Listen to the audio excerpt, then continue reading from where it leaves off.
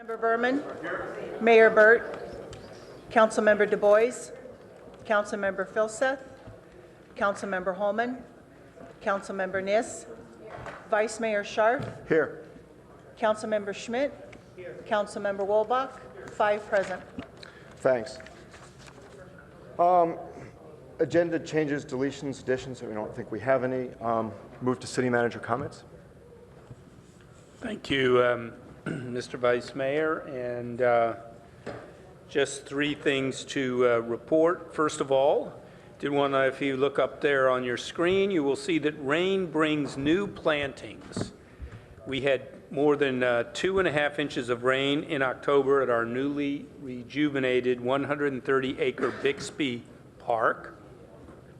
Perfect timing as we had just planted 2,000 native plants in 16 pilot vegetated islands. The plantings are a big part of our Bixby Park interim plan and will inform decisions about the ultimate landscaping plan, et cetera, for the broader area. The rains also sprouted growth from our hydro seeding, but even natives will have a tough time surviving their first few summers, so we're experimenting with some small irrigation systems using recycled water. Here's one of our 4 small compressed air operated pumps we'll use to get water from tanks to the new plants. I hope you'll join me in jogging or walking out there and watch the progress that is unfolding with this joint Public Works and Community Services Department project. The next item I would say is the artist Patrick Doherty has returned to the Palo Alto Arts Center October 30th through November 18th to create another captivating willow sculpture. The council will recall that Doherty's previous temporary sculpture Double Take was created as an installation in 2011, and while temporary, it was there for 5 years over time, but had lost its structural integrity and was removed in June. Wood chips from the piece were integrated naturally into the city's park landscaping, and following the destruction of Double Take, a crowdfunding effort was launched by the Palo Alto Arts Center Foundation to raise funds to bring Doherty back to construct another sculpture. So the crowdfunding raised $15,000, met within a 2-week period, and he has come back to create and construct another environmentally friendly sculpture. Of course, that's not Mr. Doherty there in the bottom right-hand corner, but our own Rob DeGois. And then finally, just again, the Rinconada Library wins another design award. Last week, the Rinconada Library was recognized for its design and received the Honor Award for Public Architecture at the San Mateo County American Institute of Architecture. The design jury awards 1 honor award to the project that best demonstrates a confident sense of place, ecology, history, and purpose, and it is further confirmation in the case of this award of this very successful renovation that upgraded our library structure while maintaining the integrity of its architecture. And that's all I have to report. Thank you very much. And now we'll move to oral communications. So you'll each have 3 minutes. The first speaker is, I think it's Tesfa Michael Zero Ugby. Is that correct?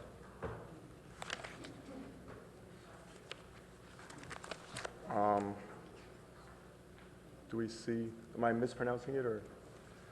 And after that, we'll have Iris Coral.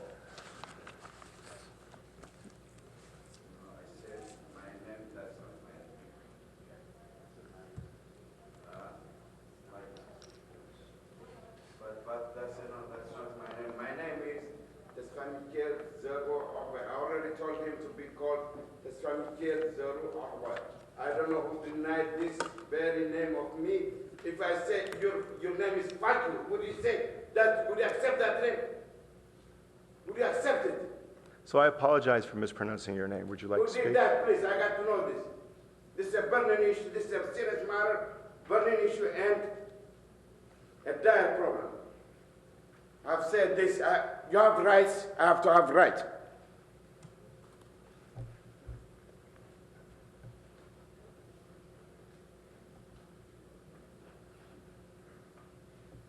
Okay, I'm to talk about the education system of the city of Palo Alto as number one, the city of San Pablo as number two, the city of Rumroll, better named as Rumroll, as number three, and the city of Richmond as number four, to be upgraded and elevated. And this has to include the safety of all children under the age of 25. 25 is the landmark for adulthood.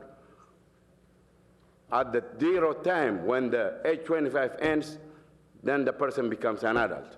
Serious. I've said this, I've taught several times in my lifetime about the age of adulthood, and this has to be less than 25 complete years. Okay.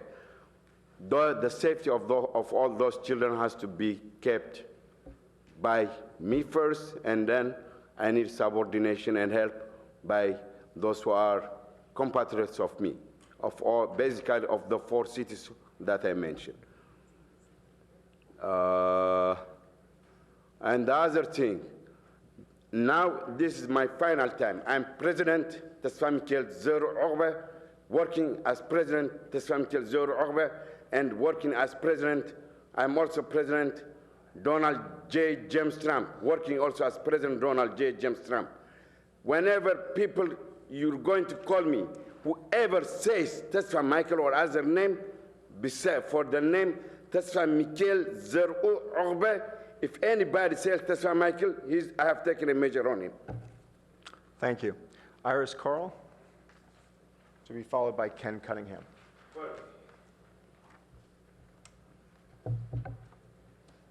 Hi, I'm Iris Coral, and I'm representing the 2016 Citizens Police Academy of Palo Alto. So some of my fellow classmates are here with me, and Zach Perrone, who led our charge, and we'd like to read a letter to you that was signed by all 21 of us. Dear Palo Alto City Council members, we, the 2016 class of the Palo Alto Citizens Police Academy, would like to acknowledge the hard work and caring of Lieutenant Zach Perrone in planning and leading the Citizens Academy. He and his colleagues, each week he brought in presenters from various areas of the police department, were outstanding. Each and every presenter was well prepared, providing interesting information and offering interactive experiences for our group to participate in. The sessions were varied, including 3 hours of class time, as well as off-site activities. We each spent time in the dispatch center and also on a patrol ride along. The Academy gave us the opportunity to interact with PAPD officers and to see how they do their job, as well as to see them as real people. It also provided the officers the opportunities to see and know members of their Palo Alto community. We applaud and appreciate the professionalism of the PAPD and its officers, and thank Chief Burns and the leadership of the department for making this program available to the Palo Alto community. It was a fabulous experience. And Zach, we would like to give this to you.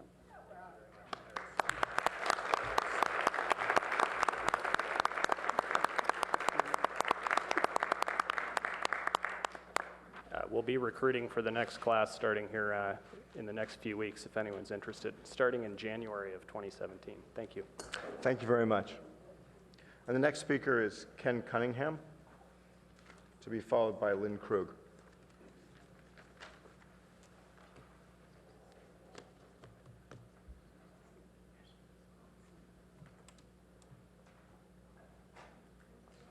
Good evening. My name is Ken Cunningham. I'm an AC officer with the City of Palo Alto. I've worked for 2 large animal shelters and been in public service for over 20 years. Approximately 4 years ago, when the city took the first shot at animal services, the agency survived the attack but came away gravely wounded. After losing the city Mountain View through no fault of their own, the city descended on the little shelter by the bay and gutted the agency to the bone. It's been made clear over the years there's never been any intention of resurrecting an agency the city could be proud of. No capital improvements of any type, the outdated building left to crumble. During this process, it's been difficult and rather unfortunate to hear the misinformation and flat-out lies leveled against the people I consider my family. On a number of occasions, they've questioned the integrity of the agency and people working here. We have been warned by the city that we cannot defend our position and, in fact, warned against talking to anyone about these allegations. For years, we were told we couldn't directly fundraise, so we left it up to our so-called Friends of the Palo Alto Shelter. Many of the Friends groups within the city have raised tens of millions of dollars for various projects I'm sure you're familiar with. Our Friends group decided to solicit and actively participate in the interest of pets in need, again leaving us with no vehicle for fundraising. Back to checking the boxes. I'm a little confused. So the city is going to refurbish and upgrade the shelter for pets in need, but let it rot away for its own people. Pets in need are going to build 80 kennels so they can kennel animals longer. We have 22 kennels and have never euthanized for space or time. I think the money used for 80 kennels could be better used for outreach and education. In closing, I'd like to personally thank the incredible staff members who successfully run an antiquated falling down shelter with integrity and compassion. Acting Superintendent Cody McCartney at any given time can be seen at the City Hall attending meetings or on the office helping the public, working as an animal control officer in the field, or helping the animals in the shelter. And by the way, he's saved Animal Services, the police department, hundreds of thousands of dollars by negating the necessity to go out and find a professional to go and help with this transition. He's been up there doing it himself, along with everyone else. Jeanette Washington and Vet Tech Joe Dixon have been doing the work of many others. Well, thank you. Thank you. Our next speaker is Lynn Krug, to be followed by Jeanette Washington. Good evening, City Council members. We're here tonight, volunteers, employees, and community members all, asking the city to retain the City of Palo Alto Animal Shelter as a community animal shelter. As employees, we are members of this community. We work hard and wish to sustain the shelter. We are willing to seek sponsorship and find sponsorship to raise the funds for our shelter. It seems counterindicative to be funding an outside source when we could bring these monies to our own employees, to our own community shelter, and raise the funds that we need. Why would we outsource this to someone else and pay them to run the shelter when we have this service now in-house and the dedicated employees to perform this service? Thank you, and I hope you will reconsider. Thank you. Our next speaker is Jeanette Washington, to be followed by Bunny Bornstein. Welcome. Hi. For several years now, the animal shelter has been left in limbo, with city officials put off much-needed renovations. The outdated state of the shelter and lack of financial stability lays solely on the fault of city management. They have repeatedly placed unrealistic burden on employees to raise revenues with less staff and less resources. This situation that we're currently in presents an opportunity for real change. With a new open-minded superintendent with appropriate staffing, programs can be placed in place that will allow the shelter to expand services in a cost-effective manner. Has the city truly tried every measure to obtain funds and donations on behalf of a new shelter? For example, Measure N bond was placed on the ballot for voters to approve the new Mitchell Park Library. $29 million was raised for Palo Alto High's new Performing Arts Center. $4 million was raised by a community group for a total renovation of $7.9 million for the Art Center. The Junior Museum Friends Group has a $30 million goal to remodel the Junior Museum. The remodel of City Hall has at a cost of $4.5 million. Our community has proven time and time again that where there's a will, there's a way. Funding is possible. The support of the community is there. We have a new opportunity to move the shelter forward, but let's keep it within the city of Palo Alto. We're proud of the work the shelter does. Pets in Need rescues dogs from other shelters, and that's great. But Palo Alto does as well, because that's what shelters do. We help one another. What happens in 5 years if Pets in Need decides the shelter is not working for them? Their mission statement is not being met, and their relationship is dissolved. What's the city's backup plan? Will they then outsource the shelter outside of Palo Alto? Palo Alto has been a leader in putting community services first. This is an opportunity to continue that tradition and show our neighbors that what an innovative and groundbreaking shelter can be. Thank you. Thank you. Our next speaker is Bunny Bornstein, to be followed by Teddy DeLigo, excuse me.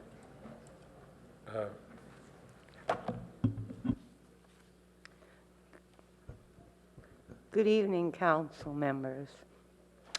I was here a few weeks ago when a lot of us from our community group spoke to you.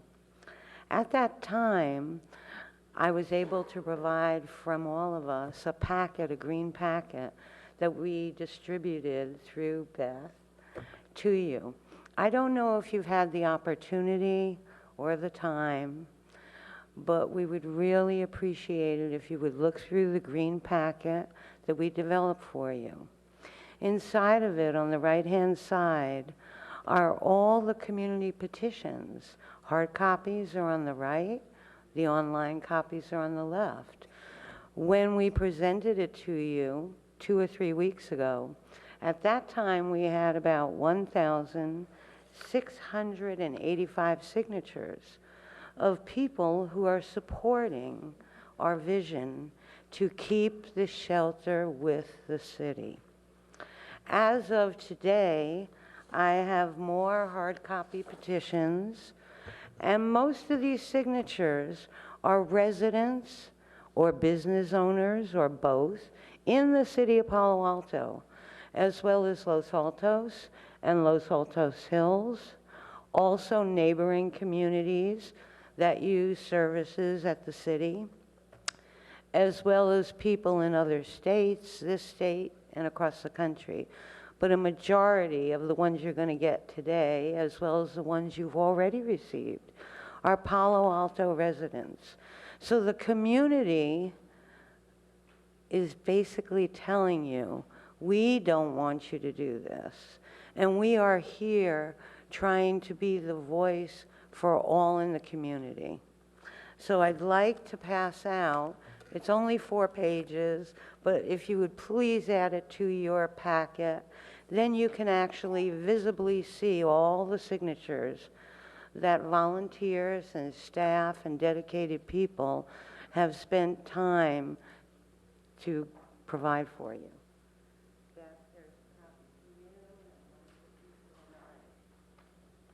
In the time that I have left, I want to make note to all of you that also in the packet is a 2-page fact sheet.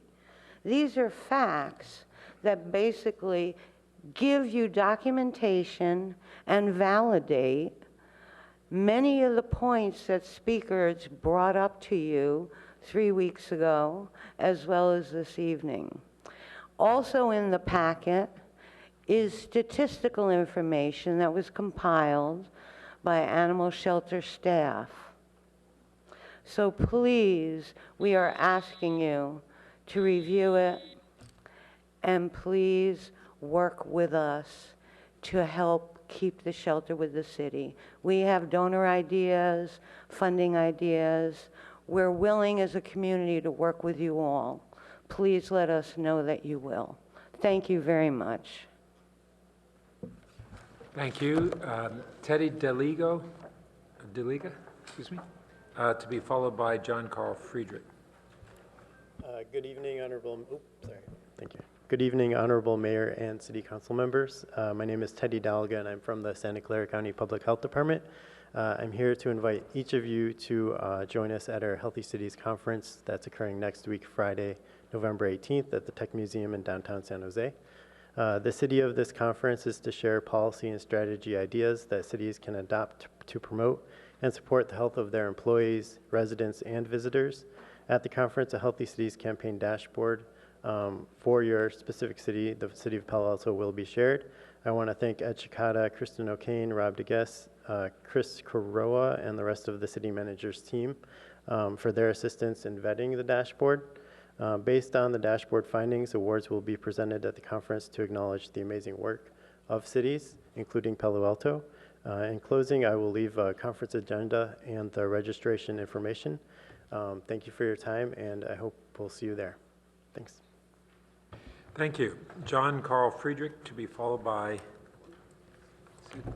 Kip Husty. Good evening. I'm John Frederick, candidate for City Council, and I certainly support the animal services, but I'm here tonight to correct the record from the October 24th meeting. I'm probably one of the 1,000+ signatures on their petition.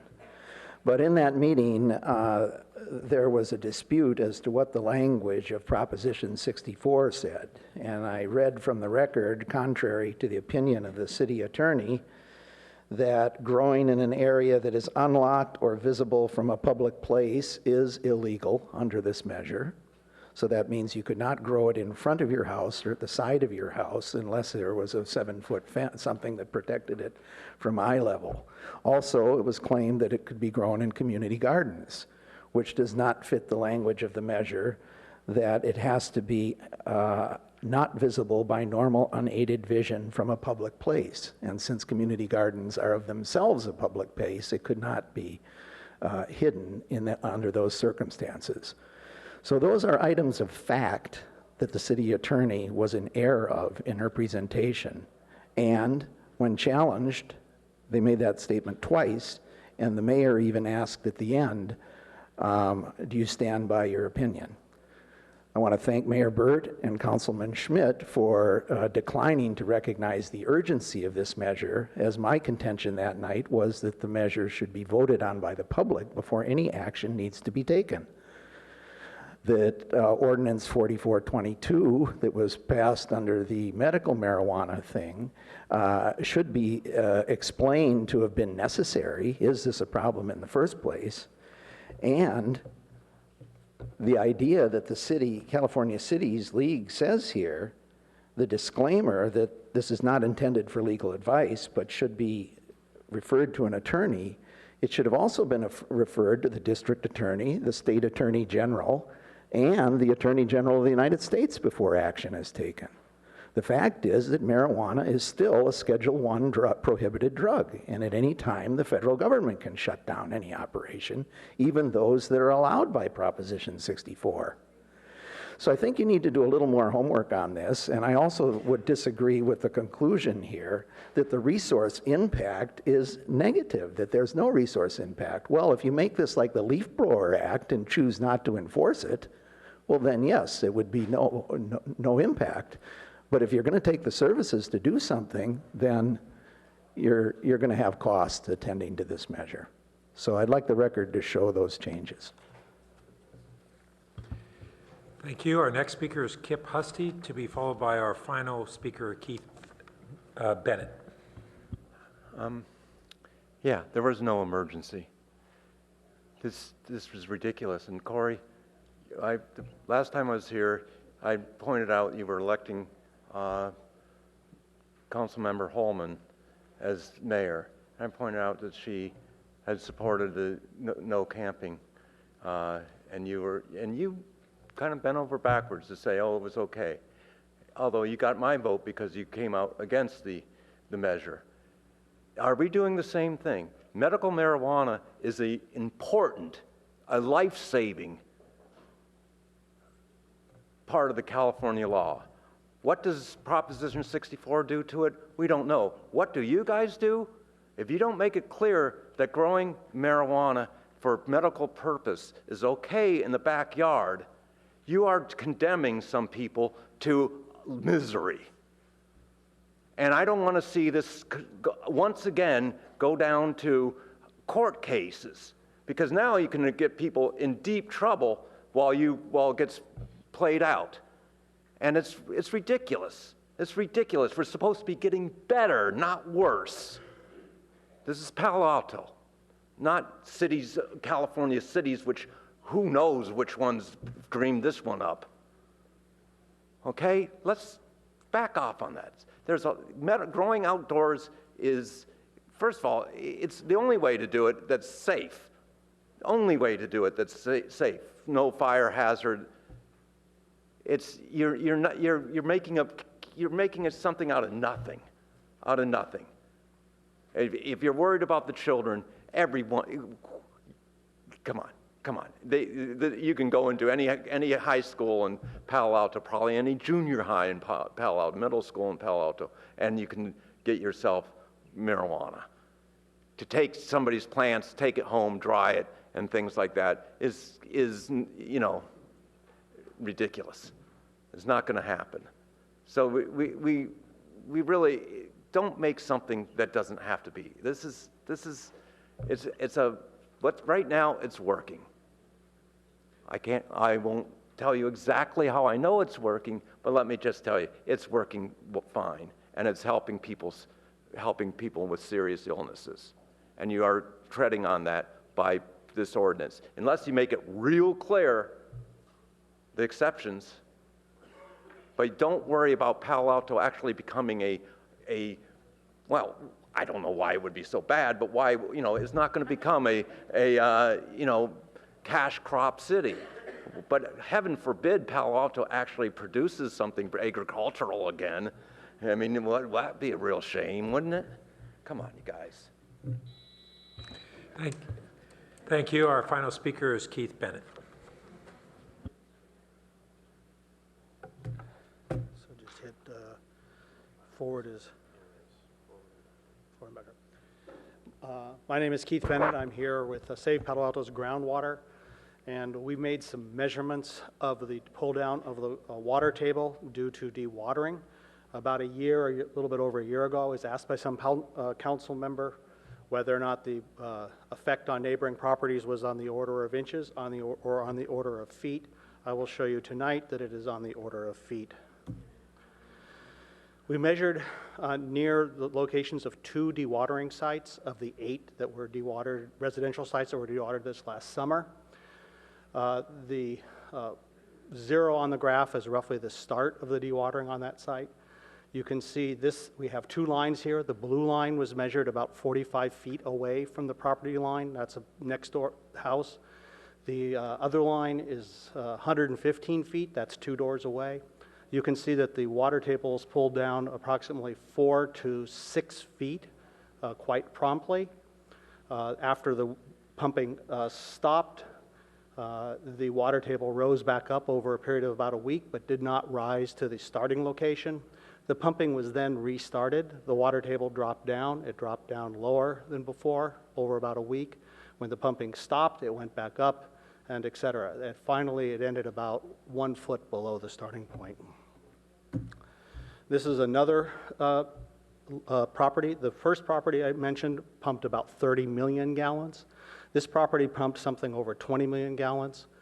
This measurement is 220 feet from the property line. That's about 3 or 4 houses. They started later in the summer. The first red arrow there shows the start of a distant, I think it's about 2,000 feet away, maybe 1,000 feet away, the start of dewatering. The water started to go down. But when the closer site started pumping, the water dropped quite rapidly, about 2 feet, and then more slowly down to about 3 feet below the starting point. When it rained, the water table came up. Finally, the pumping stopped. Then the water table recovered after about a week. However, the water table recovery was incomplete. The summary is that dewatering has significant extended impacts, several properties from the boundary of the applicant's properties, and the water table recovery, even after significant rains, we had about 1/5 of our normal annual rainfall already, is incomplete. Thank you. Thank you.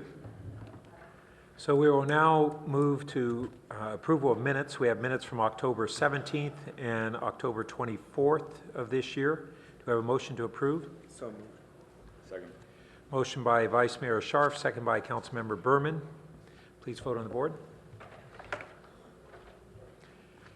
That passes unanimously. And we now move on to our consent calendar. We have no speaker cards. Do we have a motion to approve? So moved. Second. Motion by Vice Mayor Scharf, second by Councilmember Berman. Please vote on the board. And that passes unanimously. So we now move on to our first action item, which is item number 5, adoption of a resolution amending and restating the administrative penalty schedule and civil penalty schedules for certain violations of the Palo Alto Municipal Code and the California Vehicle Code established by resolution number 9554. Thank you. And Director Gittleman, do you, who launches up? Albert Yang, Senior Deputy City Attorney. Welcome, Mr. Yang. Good evening, council members, Mayor Burt. Before you is our annual update to the administrative penalty schedule. We brought this item before you a few weeks ago and took it back to respond to a number of council comments. Those are addressed in the staff report. I do just want to make one clarifying note that the amounts in the draft penalty schedule are all, they all reflect the initial penalties that are available through citation. For the subsequent violations of the same section, the penalties will increase. For the second violation, the penalty is 1.5 times the amount stated, and for the third and subsequent violations, the penalty is twice the amount that's stated in the penalty schedule. So I am available, and Director Gittleman is available for any questions you may have. Thank you. Any questions from council of staff? If not, we'll move on to members of the public, who we have 10 speaker cards and more. So if anyone else wishes to speak, please bring forward a card at this time. Councilmember Holman. Yes, just a couple of questions. So the language having to do with, I have the same question around some things, but the language around, I'm trying to find it here. It's packet page 63. It's 16.49050. It says exterior, and this is one of 3 where I have the same question. It says exterior alteration of downtown structures or significant structure outside the downtown without or in violation of a permit. And what's the definition of a significant structure?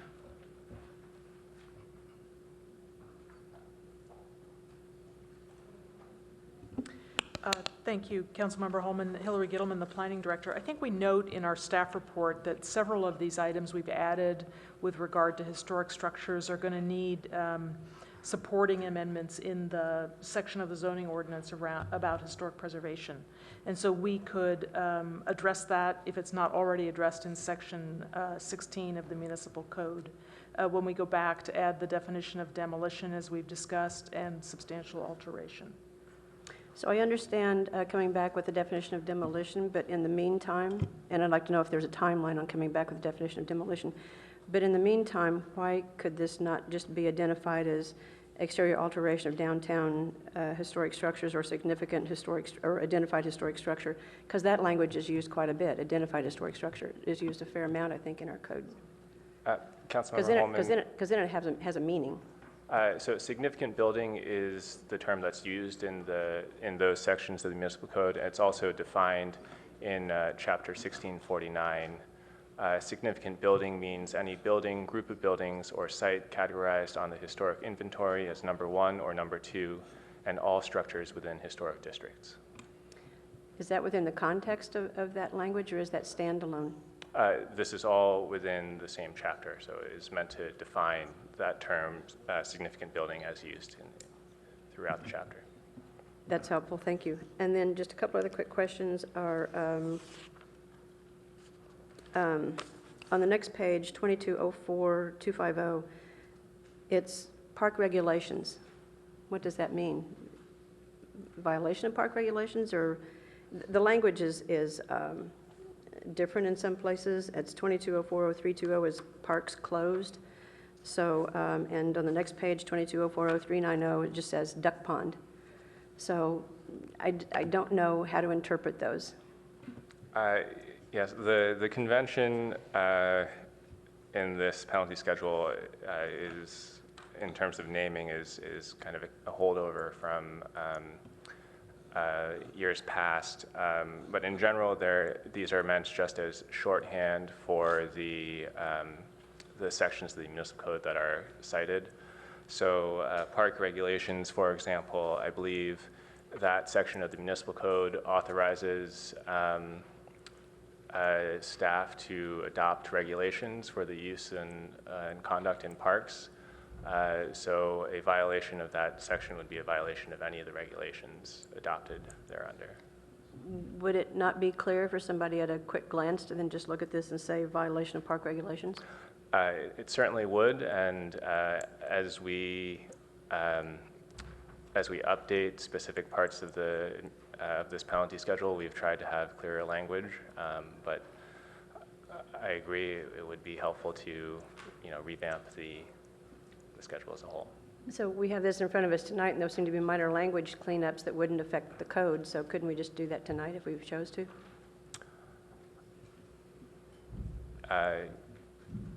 Yes. For clarity?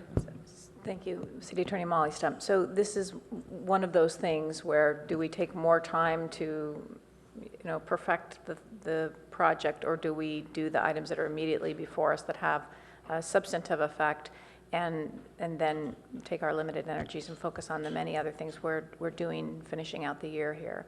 So if there are minor specific items to be changed, I think we could do that tonight. If what you're seeking is a restructuring of the whole administrative penalty schedule, I would suggest maybe next year we could take that up when we do the annual cleanup. Certainly not a restructuring, just a clarification. And if there was one that we chose to add this evening, could we do that?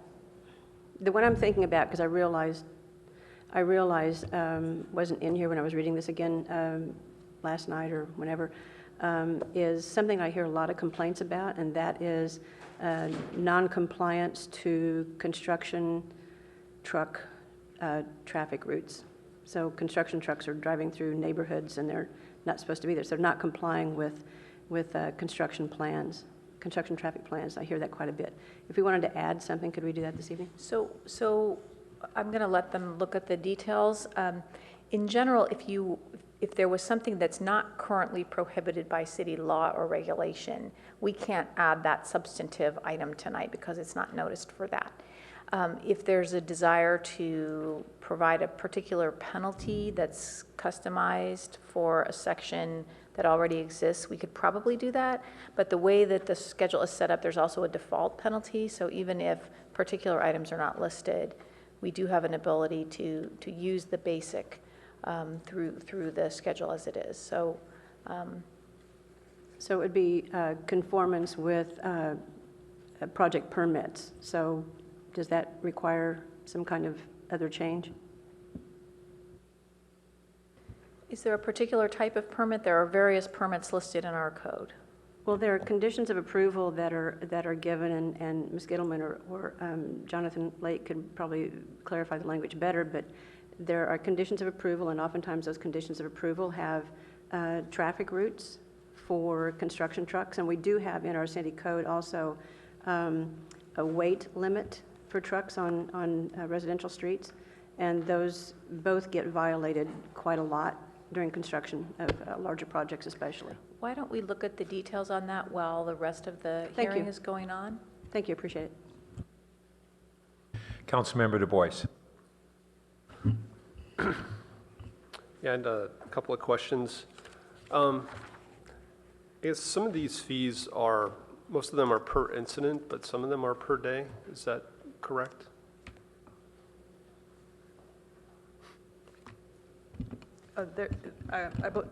Albert can correct me if I'm wrong. I believe they're all per violation, but the city has a great deal of discretion about how frequently to charge these. So the maximum, like the changes we're talking about adding this evening for the PC zoning and the TDM plans, we've identified what the maximum could be per violation, and we could do that up to every day. So every day could be a new violation. We don't have to charge it on every day, but we can. Okay, yeah, I wasn't clear about that. If some of the ordinance said it was a per day fee, like the PC zoning, or it's really per incident. So you're saying they're all really per incident? There's a great deal of discretion with all of this. Okay, but the understanding is the PC zoning and the TMA would be per day? That's right. Okay.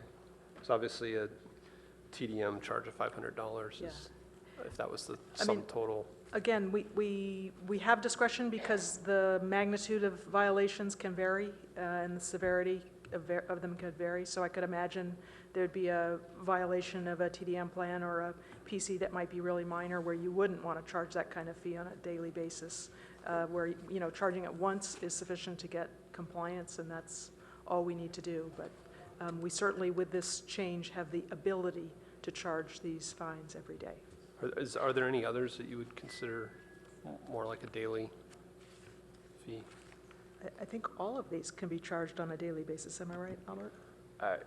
Yes, to the extent that, you know, there are ongoing violations, the general provisions of our code state that each day is considered a separate violation. So and a citation could be issued each day, but it does not have to be issued each day. Okay, thank you.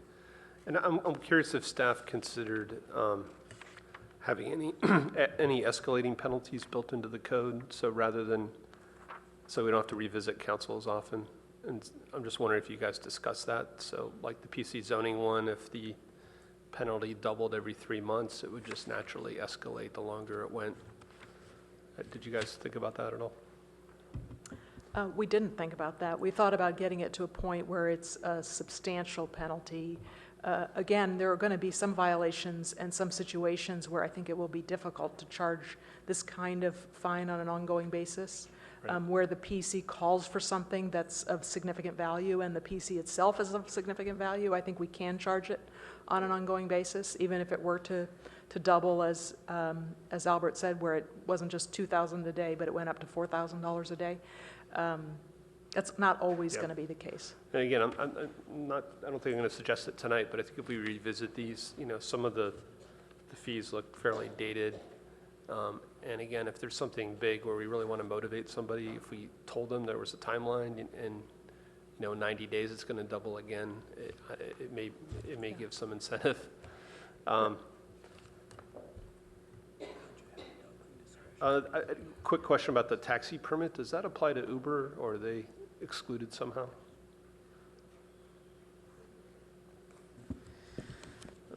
Uber is I forget the special term that the state created to describe the new ride-sharing companies, and has been regulated by the CPUC, although wasn't that slated to be moved to the Department of Motor Vehicles? I'm not sure what happened when the governor, would have to look at that. There was a proposal to restructure a lot of the way this work was done on a regulatory basis, and some of it was vetoed, at least on the governor's desk. We can get back to you on that.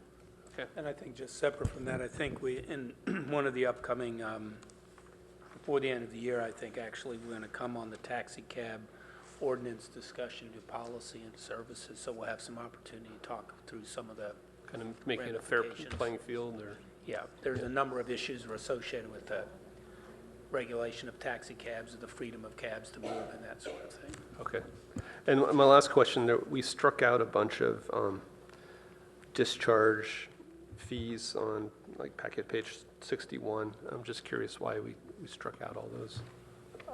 So those were all listing out very specific sections of our sewer use ordinance, and we just replaced those with one generally applicable penalty for violation of that chapter. all the penalties were the same, so there's no substantive change. Okay. And do you know which fee that is? Is it basically, they were all $1,000, so it's basically $1,000? Yeah, so if you look at the line after the last strikeout, there is a new general penalty. Got it. Okay, thank you. Councilmember Niss. Just to follow up on Councilmember Du Bois's comments regarding PCs, just to go back to that for a minute. The last PC that we voted on, the only PC that 5 of us have ever voted on was Mayville. And I don't recall dealing with fines at that point, but so I was interested in Tom's point, I think being, should we weave into PCs? Is that what you were asking, Tom? Fines that are higher or more predictable or that continue to? Not into the PC. I mean, I think the penalty is here, but we could have a mechanism to increase it over time. Right, because it isn't, I don't see it included in here. So, and it's been a long time since we've done a PC, so we could talk about it, but I don't recall us discussing it for quite some time. Is that the case? Well, and Councilmember Niss, you raise a really good point, which is we're talking about this administrative penalty schedule, but this is really only one tool we have in our toolbox to achieve compliance. There are a number of other options that are available if we have a incredibly difficult code enforcement matter. And there are situations, as you've said, where you might in an ordinance institute a separate or different arrangement. We did for the College Terrace Center, if you remember. It was actually in the PC ordinance. There was some kind of agreement with a remedy, a penalty or a remedy specified. So this is just one quiver to give us the ability to charge these. There are other things we can do. Okay, and thanks for that reminder. And I do remember that we wove that into the next grocery store that will come along. Thanks. Vice Mayor Scharf.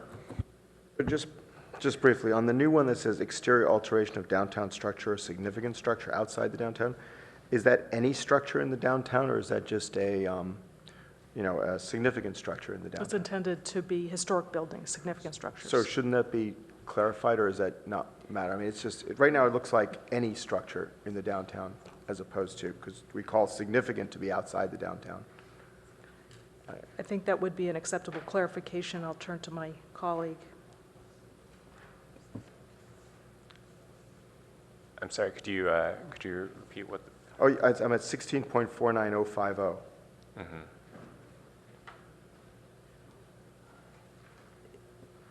The question is, should it say exterior alteration of a significant downtown structure, just to qualify downtown structures?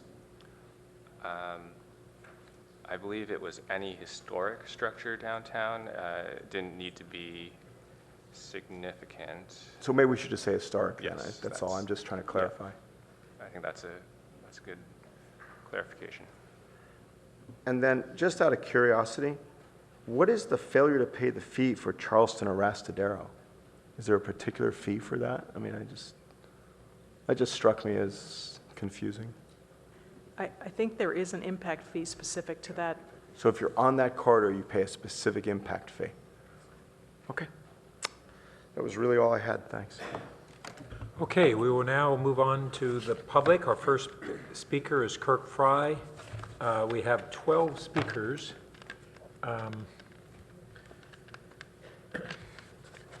Hello, my name's Kirk Fry. I'm a resident of Midtown. I've lived there for 40 years. When I first moved in, I could walk to 6 grocery stores. Today, I can walk to 3. And one of the ones that went away was the one at Edgewood. And so what I'm speaking to is the fact that we don't have a grocery store at Edgewood because of the failed PC process and the inadequacy of the penalties to the developer to get a grocery store there.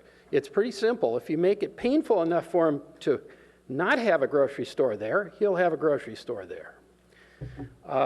The second point I'd like to make is the PC process is broken in Palo Alto, and I have a way to fix it. Every PC project that comes up, put it to a vote to the people, and have the person who wants to do the PC project pay for the election. Thank you. Thank you. And each speaker will have up to 2 minutes to speak. Our next speaker is Effie Luzon.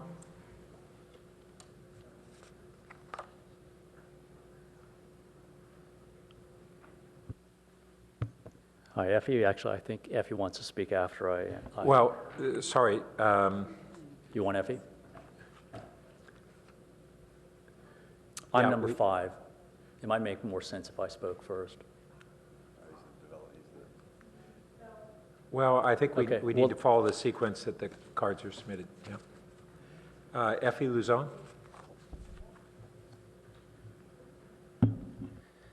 Yes, I don't believe that having a penalty is going to get expedited, get a nice grocery store there. I know the effort that Sand Hill Properties taking under. We have at least 60 different grocers there. They've been selected by the original, I see there 30. None of them can make it there at all. To impose fees, that's not going to get you a grocer there any sooner. I mean, a trustee can take the property and you can deal with somebody, on the East Coast after that, and that's going to be really not productive. So I'm not in support of imposing any fees that's more you're already imposing on it, because that's not going to get you a grocery, and a painful, as Kirk suggested, that's not a solution here. I know that they worked very, very hard, continuously working very hard. They're in negotiation right now with a mom and pop operation, which they never thought even to consider to do something like this, but they're willing to do it. Because it doesn't behoove them, Sand Hill Property, to have that empty. Because the rest of the tenant that they have is being affected by that as well. So it's not self-afflicting thing because they are crazy or something. It doesn't make any sense here. So I think you have to reconsider and thinking about it. Just working with a developer, it's a hell of a lot better than just try to impose fees and go to some kind of war. And this is not the spirit of Palo Alto. Thank you. Our next speaker is John Yu, to be followed by Cheryl Sweet. Excuse me.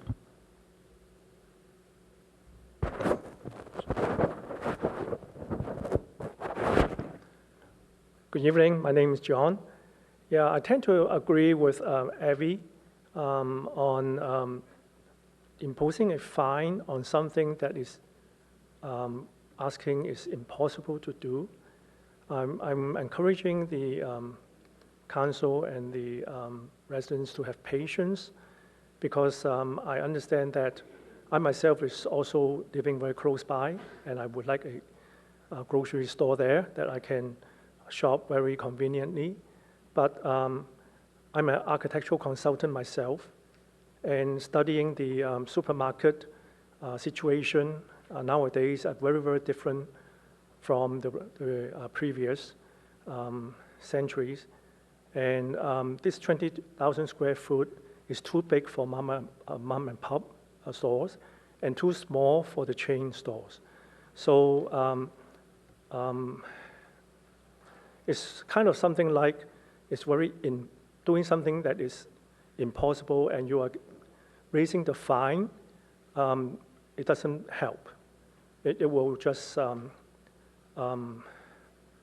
for the purpose of doing it. I think they are trying their best to find, and they go through 60 stores, and none of them are either too small or too big. So they might land on one that's willing to come, and I hope that you'll have one very soon. So I urge that everybody support them, have patience, and not to raise the fine that's doing nothing for them. Thank you. Thank you. Our next speaker is Cheryl Sweet, to be followed by John Say. Hi, good evening, Mr. Mayor and all the honorable council members. My name is Cheryl Tui, and I'm here to tell you how much I will appreciate a grocery store in my neighborhood, and also how much I appreciate the convenience we have after the opening of Edgewood Plaza. I live at 569 Patricia Lane, which is about 2,100 steps from the plaza because I walk there every day. Right now, I walk to the plaza to get my coffee, my bagel, and I can do my little banking there. And we even have a quality Chinese restaurant. We didn't have that 15 years ago, 10 years ago, or even 5 years ago. We started to have this about 2 years ago. I really enjoy it. And of course, I miss Fresh Market. And of course, I know how wonderful it is to have a grocery store in my neighborhood. But I tried to look at the other side of the story. And I understand it might be a little bit challenging to find or to run a grocery store in the neighborhood. Because I remember there was a Mickey Farm, a little grocery store on Alma. It closed down about a little while after. And like the previous speaker just said, the space at the plaza for grocery is comparatively small. So maybe the big guy would not be interested in coming in. And I think personally it would be perfect size for something like Trader Joe's or Molly Stone, but I'm not sure they want to have another store in the city. So it is very challenging. So in conclusion, as a resident, I think we should be a little patient, and I'd rather wait for a good one. I think we all deserve a good quality little market in the area. And I think maybe we should give a little time to the plaza to find a good one. Thanks a lot for your attention. Thank you. Our next speaker is John Tse, to be followed by Carla Carvalho. Good evening, Honorable Mayor and members of the council. My name is John Tsai, Sandhill Property Company, Menlo Park. I'm truly disappointed it's taking so long to fill the Fresh Market space, but I'm not entirely surprised.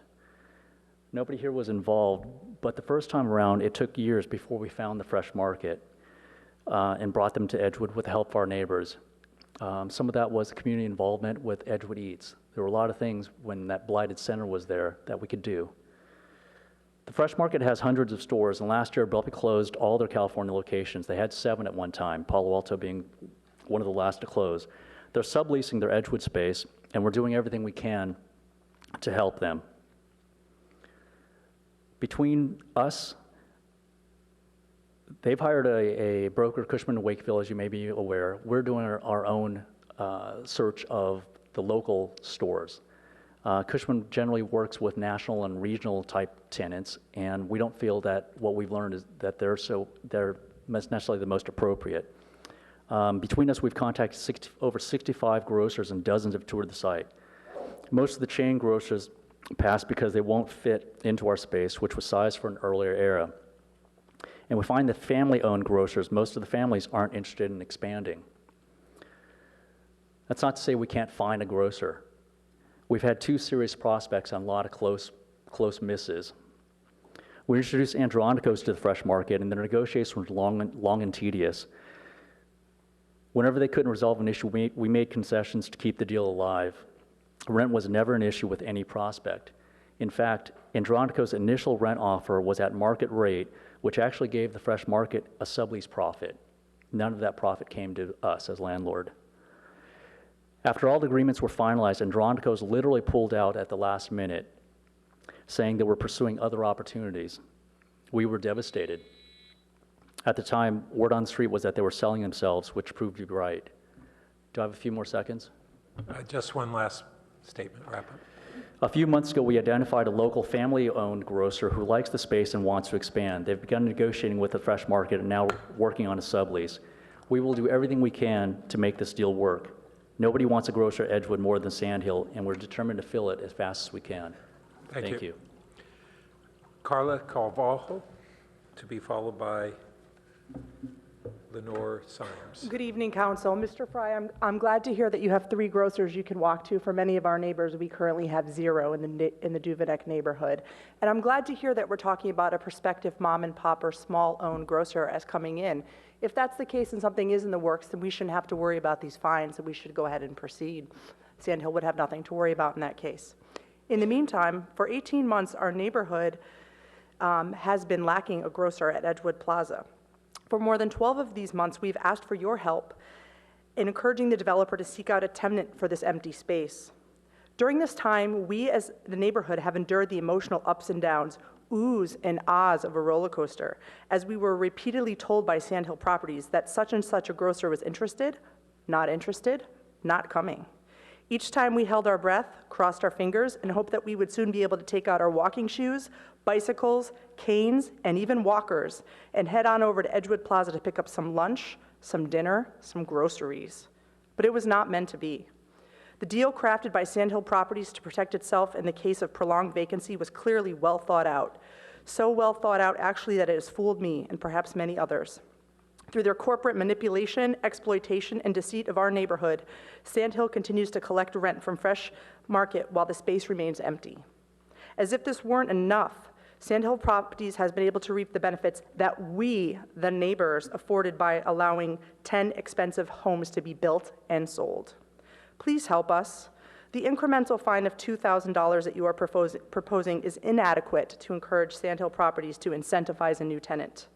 Please make Sandhill think about a shiny new deli counter, the smell of fresh cut roses, and the essentials of a healthy Palo Alto diet every time they write a check for $5,000 a day. Thank you. Thank you. Our next speaker is Lenore Symes, to be followed by Bob Smith. And I'd love a few more seconds, if I could, to just ask all the neighbors that showed up to stand up for a minute. That takes care of the audience. And in the packet, there are 76 letters written from people. Some are here and some are not here. I'm not going to review all the other things that everybody else has reviewed. I want to deal with the frustration of $1,000 a day. And now there's a possibility of going to $2,000. Given the fact that they're still getting rent from Fresh Market, why are they going to get more creative and more positive than they did at $1,000? I can't believe that's going to make a difference to them. I think $5,000 would really make a big difference in this neighborhood. If that's the case to some degree, they've got parking that we don't have anymore. They've got 10 expensive houses that have been sold. The houses are not going to go away. But why don't they give us some of the profits back so that we can look for somebody? They can look for somebody and make them a good offer to move in and a big incentive. The developer at College Terrace wanted a grocery store so badly because of the neighborhood that they were willing to go out and get somebody to run that grocery store. Why don't they do that at Edgewood?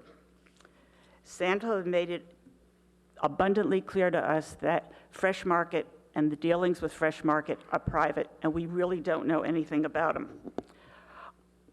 I don't believe that, given the size of Sandhill, anything less than $5,000 will cause more than a hiccup to their existence as a company.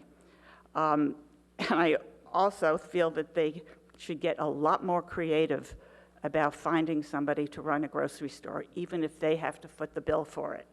I can't believe that somewhere in this country there's not some senior person who's dealt in grocery stores who wouldn't love the opportunity to run their own grocery store, come in and Sandhill build it up and figure out how to do it beyond that.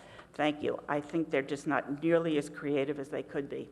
And if I could just take 1 second, if they could tell us they're not in the grocery store business, there's a huge project they're working on in Cupertino, which is putting them in the nursery and the tree business by wanting to do a living roof, which is the same kind of thing as running a grocery store.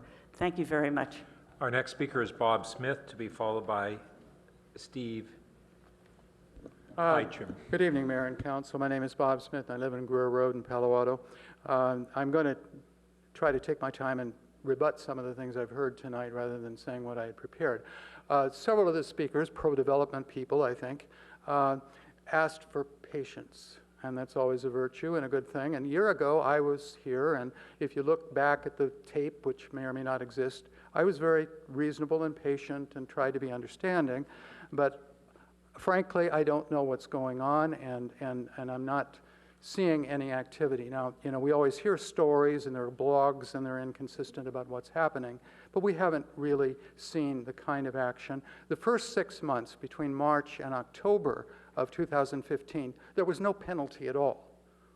Then we came in here, you went to the $500 penalty, thank you very much, and then the $1,000 a day penalty. But nothing has happened since. You know, a couple of blips that maybe Andronicos and maybe Lucky's were coming in, and my daughter, who just moved into the neighborhood, was very hopeful. She'd moved there with that in mind, actually. But we're not seeing the kind of action here. Now, I'm very pleased that Mr. C., who I, by the way, like as a developer, I've always thought he was a nice guy, is here tonight, and I feel sorry for him. But there's a very different story he tells us now, and I want to say that, from what we had a few years ago when we had the hearings for the PC, because he was all confidence at that time that he could find grocery stores and fill them, and this was not a problem. He was as confident then as he is more careful now. So, you know, one gets the feeling that the developer comes in and promises anything to get the PC, the zoning override, the 10 houses, and then it's hard. And we shouldn't increase the rates, and we shouldn't maybe even have any rates at all in the fines, one speaker said. I disagree. There's got to be a price point at which somebody is willing to come in. And the only way I can see, and somebody said you have other things in your quiver, other arrows in your quiver that you can use with the developer. Let's get them out and use them. I don't know where the price is. $2,000 strikes me as too little. $1,000 hasn't made any difference. And of course, we don't know all the economics. We don't know what these offers are. You know, we hear things, we don't know what's true. It would be nice to know. But I think, you know, the position you're in, if you're, and I please beg of you to give us our grocery store, to make that the priority here, and to make this PC ordinance really work for once for the city. You've got 3 grocery stores out there, and if this one fails and you let him get away with it, the other 2 will be here sooner or later asking for the same privilege of being able to get out of the grocery store business. So please, find a way to do this. Let's make it happen, and let's put the penalties out there big time now. I was patient a year ago. I've lost my patience. Thank you.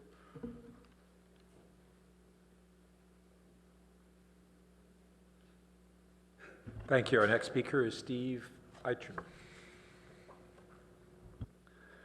Yeah, my name is Steve Ettram. I live a couple of blocks from Edgewood Plaza. I want to urge you strongly to take the strongest action you can to incentivize Sandhill Properties to do the right thing and get a grocer in this very nice space, very nicely remodeled. I appreciate John C.'s reaching out to the community years ago as the developer was planning the whole property, but I have lost patience, as all my neighbors have. It's been 18 months. We need a grocer there. I don't see why it can't happen. We don't understand the finances of it, but there's something stuck. And I wanted to make 2 main points. One is that as I eat my breakfast at home, I'm looking out the window onto Ivy Lane. We used to, when Fresh Market was open, we saw lots of foot traffic and bike traffic in front of us, back and forth. And when Fresh Market closed, that kind of stopped. So when I think of all the extra miles that are being driven for people to go to their grocery store, the extra carbon in the air for our grandchildren, it pains me. So we need to fix it. Another point I want to make is that I have heard the comment that this is not a good place for a grocer. It's not the right space, not the right place. But if you just look at a Google map and ask for grocery stores to be put on there, you will see this is a space in Palo Alto that is uniquely missing a grocer. Grocers all around, about a mile, mile and a half, but nothing at that corner of Channing and Embarcadero. We need a grocer there. Thank you very much. Thank you. Our next speaker is Hamilton Hitchings. Hello, I'm a member of the CAC, but these are my own comments. I'm also a neighbor, and I live in the Duvenick neighborhood. I love going to Fresh Market. I can walk there. I don't have to get in my car, unlike Whole Foods or Safeway. And we really enjoyed having it there. But It hasn't been there for 18 months. And when John Z got up here and told you this was a great place for a grocer before he sold $30 million worth of townhouses, and now after he sold the $30 million worth of townhouses, he's telling you it's difficult to find a grocer there, I think you have to reflect on that. But he was fundamentally negligent because John didn't pass on the commitments he made to the city to his leasee within the contract. And therefore, the leasee has no incentive to meet his obligations to the city, which is why they've been trying to lease this for even more than they're renting it for, which is why some of these deals have fallen through. So I strongly encourage you to raise the price to the penalty to $5,000 a day. And I mean, I think it's really important that if you make a commitment to the city, you put it in your leasee's contract. Otherwise, we have these situations. One last point, on 181 Heather Lane, they are beyond their pumping permit for groundwater, so I'd like to make sure that you enforce the $500 a day penalty for them as well. Thank you very much. Thank you. Our next speaker is Jeff Levinsky. Good evening, Mayor Burt, council members, and city staff. The big question tonight is for Edgewood Plaza and the $5,000 a day penalty. Ironically, we already have a $5,000 a day penalty, and that's what about we neighbors are paying in extra time, gasoline, wear and tear in our cars because we can't shop locally. Others in Palo Alto are also paying a penalty for the extra traffic, delays, and pollution caused by our having to go further to shop. Not 2 years ago, the city weighed what should happen at College Terrace Center if it didn't provide an operating grocery. The council wanted a penalty high enough so that the owner would subsidize a new grocer if necessary. Based on that, the council agreed there to a penalty of $2,000 a day with an inflation adjustment and 6 months of no penalty every 5 years for tenant changeover. The grocery space at Edgewood Plaza is 2.5 times larger. So the comparable penalty to what you already set is $5,000 a day. Sandhill, of course, hasn't been paying $5,000 a day, just $1,000 for the last 13 months. That alone has saved it over $1.5 million.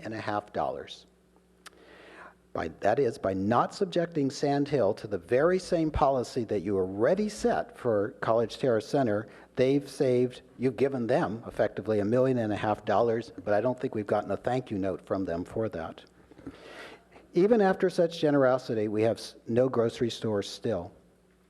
It's likely potential grocery tenants realize that if you're going to raise the penalty gradually, they'll get the best deal on the rent if they wait until the penalties go up further. So announcing that you'll step up penalties doesn't help. It actually delays the day we get a grocer back. So please, no more delay, no more $1 million gifts to Sandhill and reduced penalties. Please set the penalties tonight to $5,000 a day for Edgewood Plaza and all other PCs where there's no prior agreement and they fail to provide their public benefits. I want to thank you and all the neighbors who came tonight. Thank you. Our next speaker is Robert Moss, to be followed by our final speaker, Jim Halsworth. Yeah, thank you, Mayor Burt and council members. Well, this is another example of why PC zoning is a scam. The developer gets a huge profit and the community gets stiffed. So here we are getting stiffed again. So how do we overcome that? Well, the fine is one way of doing it. And I had suggested in the letter I sent you that we increase it from 1,000 to 2,000, but then double it periodically. And I suggested 2,000 instead of 5,000, which most of the community wants, for two reasons. The first one is that that's an initial doubling of the penalty, and the second is that's what the staff is recommending. But if you double the fee periodically, I had suggested every 60 days, but you could make it every 30 days or every 7 days if you wish. After a few months, you'll start to get Sandhill's attention. Because if you did it every 2 months, after 10 months, the penalty would be $64,000 a day. That just might get their attention.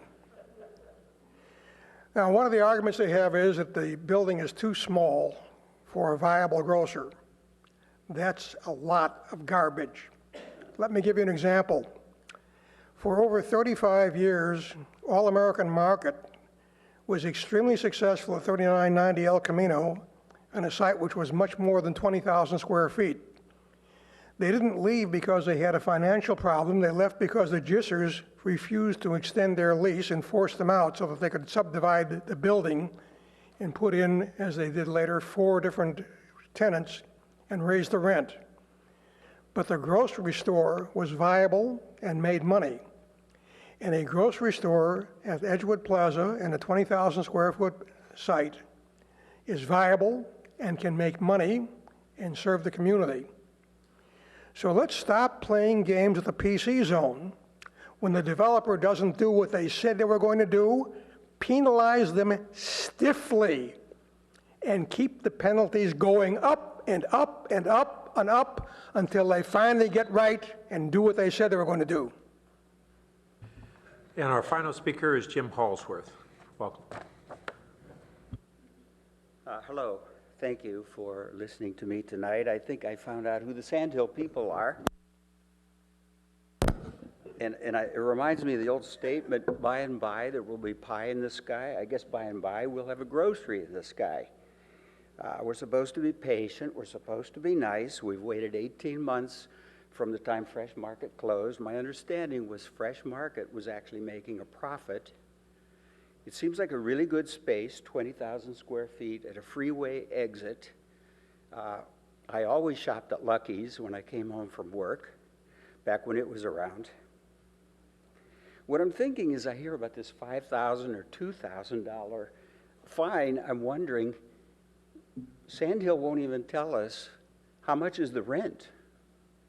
What are they getting from Fresh Market? I don't know why Fresh Market is allowed to hang on to a space they don't use.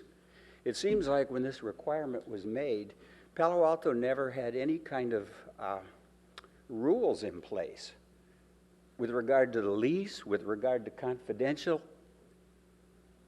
terms. We don't know anything. We don't know why the stores refuse to come. But what I would say is it should be at least a $5,000. And if Sandhill thinks that's too much, they should present the council with information as to what the lease is bringing and some of the other terms that are currently confidential. If they think it should be lowered, they should have some reason for that. Otherwise, why not do 5,000? We don't know what they're getting. That's all I can say. Thank you. Thank you. So we'll now return to the council. And I realized I should have asked a technical question earlier. How many square feet is the grocery store space? Do we know? 20,000. 20,000 and Whole Foods is 13,000. Okay, so I'm sorry, folks. Yeah, We we're have looking to at- respect the order of the meeting so we don't shout out. We'll look it up. We think it's 18 to 20,000. Okay, thank you. All right, Councilmember Niss. So I imagine you're looking for comments at this point and not a motion yet, but I think it's really abundantly clear that when you create a PC, and as I said earlier, this group hasn't done a PC since Maybell. We pretty much have put PCs on hold. And in fact, I think we may not see PCs again, except in some very different type of form. So to look at this from the standpoint of how do we have the end product of what was a PC that was done, and could you remind me, Hillary, when the PC was actually done? Done before at least 3 or 4 of us were involved. Yes, there were actually 2 ordinances, 5150, interestingly enough, was adopted in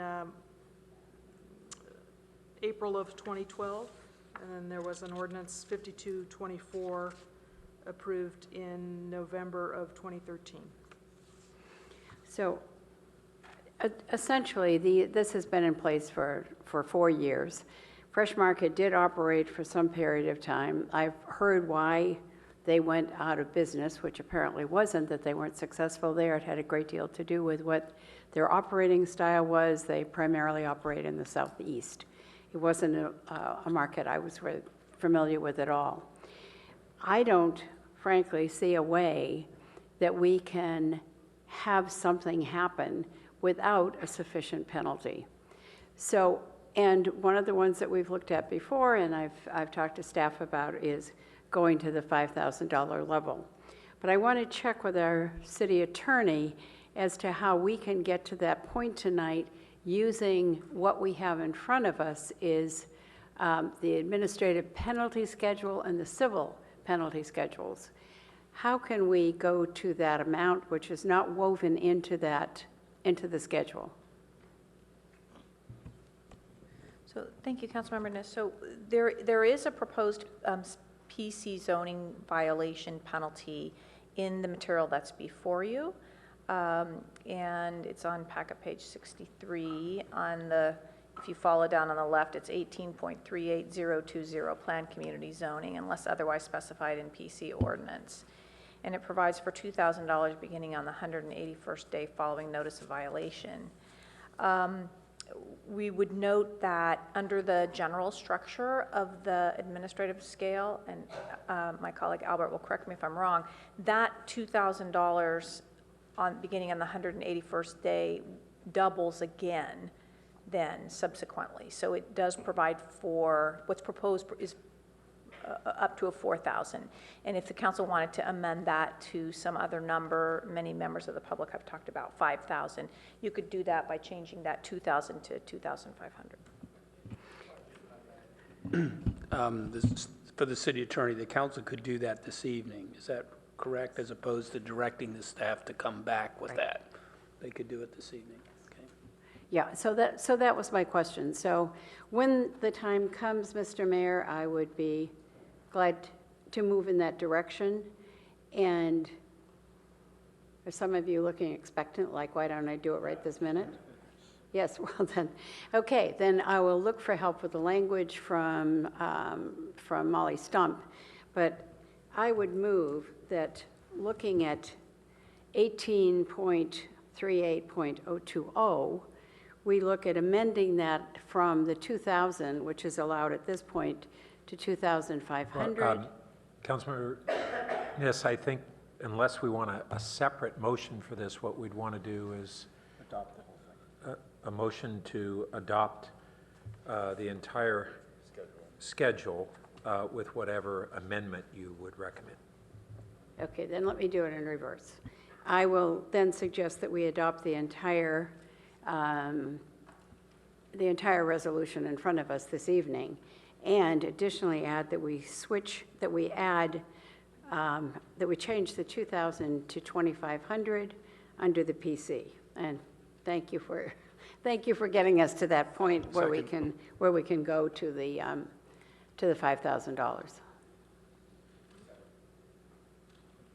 Can I continue? You want to speak to your motion? Just briefly. Yeah. So for all of you who are here tonight, I know it's been painful, especially because you've gone without a market primarily. But I think the second pain has been that there was a deal struck, and you were all involved in that. I think most of you were. The deal was struck, and included in that was a grocery store. Included in that was housing and a lack of parking. And you've all been very articulate. Believe me, we've heard from many of you about your frustration with this. So I think while this may not resolve it, you may not have a grocery store there right away, but I think that this may provide an incentive, or as somebody had said less elegantly, light a fire under the feet of those who are involved so that you actually do get a grocery store. And I simply want to say we don't have a great deal of information about the business arrangement that has been made. That's not something that the council has been privy to whatsoever. But we share your frustration, and I think we will do the best we can in order to motivate the developer in this particular situation to provide a grocery store. Vice Mayor Scharf. Yes, thank you for coming out tonight and speaking on this issue. I also have gotten lots and lots of emails over this, and I actually appreciate all those emails. I share the frustration on this. And I don't really understand why it's taken 18 months. And I appreciate Mr. Tsai's coming and speaking a little bit, but some of the questions I actually would have liked answered is, well, why was the rent higher if we were talking with Andronikos? Shouldn't we have tried to lock that in earlier? You know, I guess more information about why it's taken that long in terms of deal structure and, you know, lots of things about how we would have gotten there and what role the lender plays in this and all sorts of things. I think if we had more information as opposed to we're trying, we'd be more sympathetic. At this point, it just sort of feels like, you know, we're being shined on a little bit, frankly. And that's my impression of it. And so I think this is the right way to go. And I would encourage you to get a grocery store in there as soon as you possibly can. I think the community has really had it, frankly, with this whole thing. So I also just wanted to briefly ask, on the 16.49050, which was the expiration alteration of the downtown structures, I wanted to add the word historic, because we talked about that earlier. So that was the right word you wanted in there? Is that correct? Yes. Yeah. Would Liz, would that be all right to add the word historic, like he suggested? All right, so I'd like to just add that in 16.49050, it would say exterior alteration of historic downtown structures.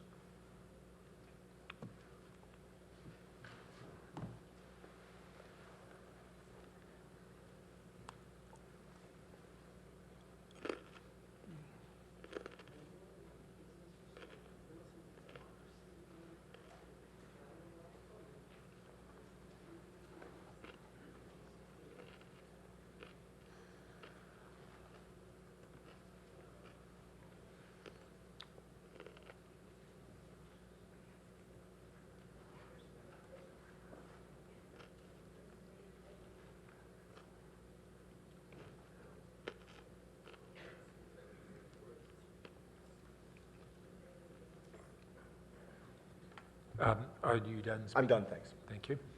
Councilmember Wolbach. I just want to be very clear, so this is a question for staff. If we make the change proposed in A here, when would it go to 5,000 for Edgewood Plaza? Immediately, or would there be a wait?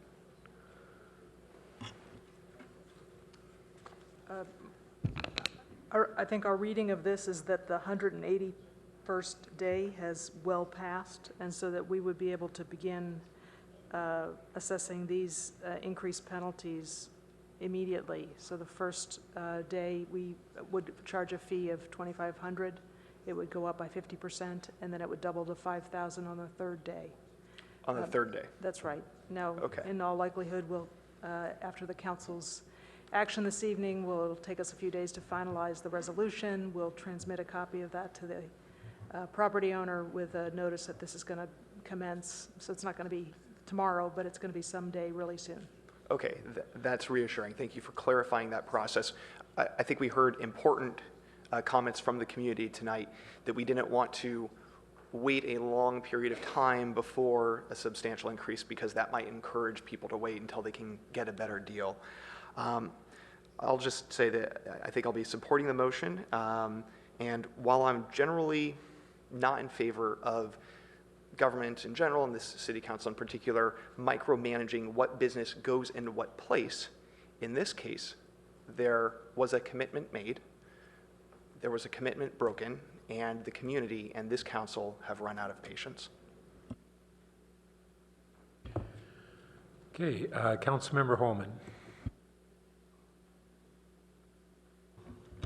Okay, good.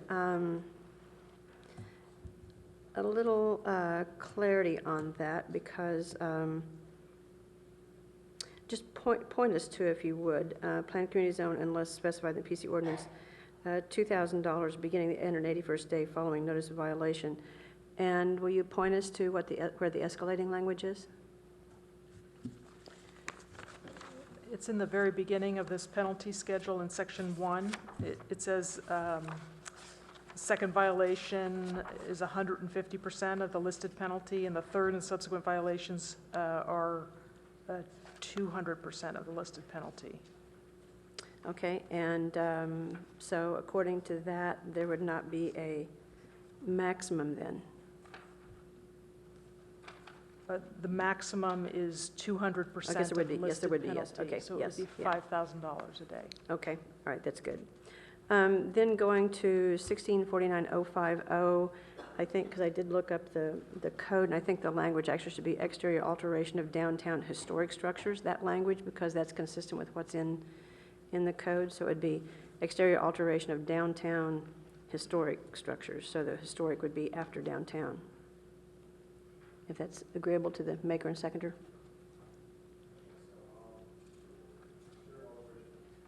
Of downtown historic structures. Yeah, that's absolutely fine. Okay, or, yeah, so then the next one, I'm a little bit struggling how 1649.060 and 1649.080 are different. The language is different, but I don't know if intention is any different.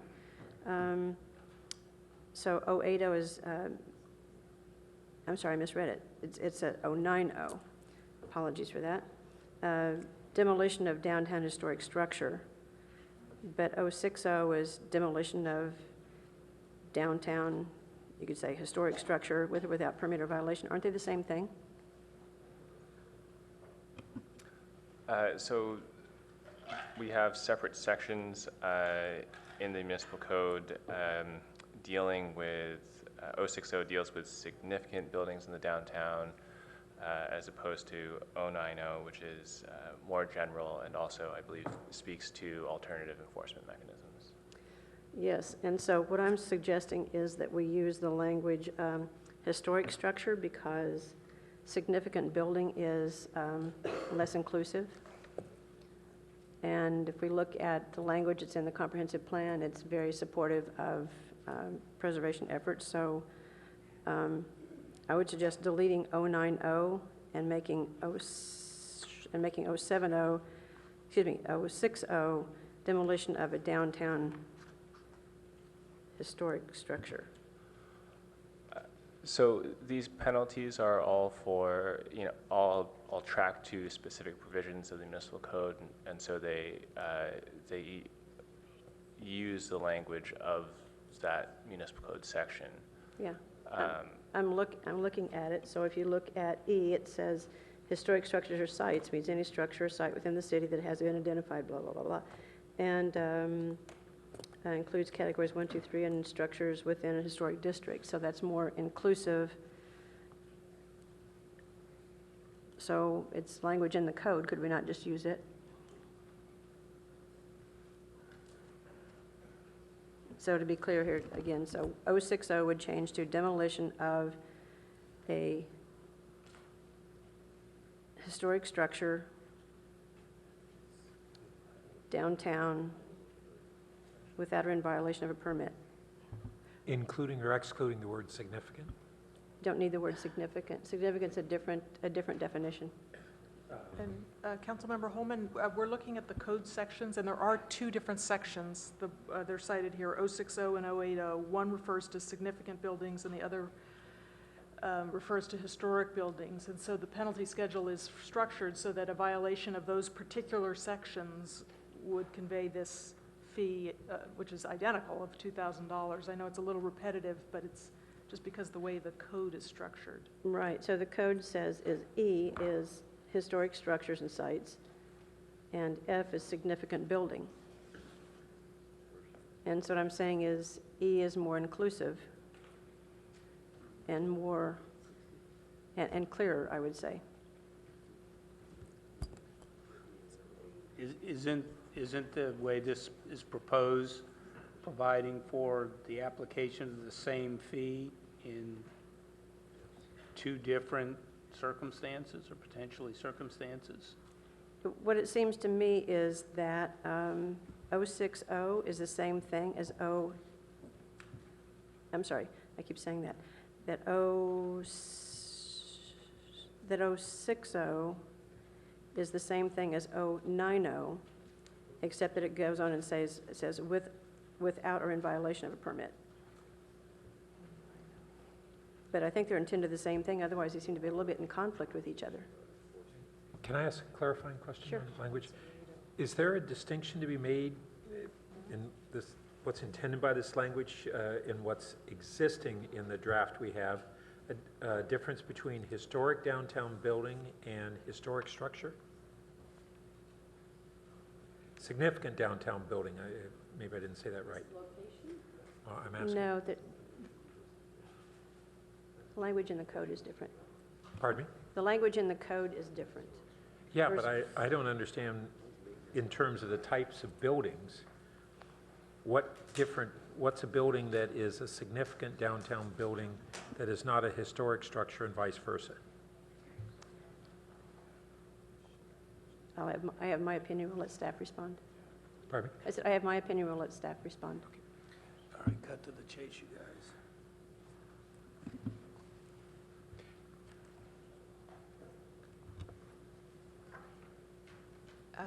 Councilmember Holman, we're looking at it, and I think we could live with the change that you've suggested. So removing 090 and leaving 060 with a wording change.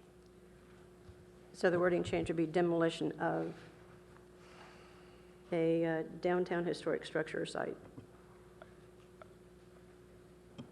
with or without or in violation of a permit. Councilmember Holman, can you offer me your understanding of that difference that I was asking? Yes, so a significant building means any building, group of buildings, or a site categorized on the historic inventory as number 1 or 2 in all structures within historic districts. So historic structure or site is the same thing, except it includes categories 1, 2, 3, and 4.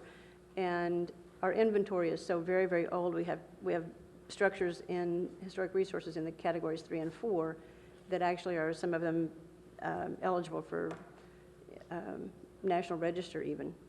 We haven't updated our inventory, but it's more inclusive.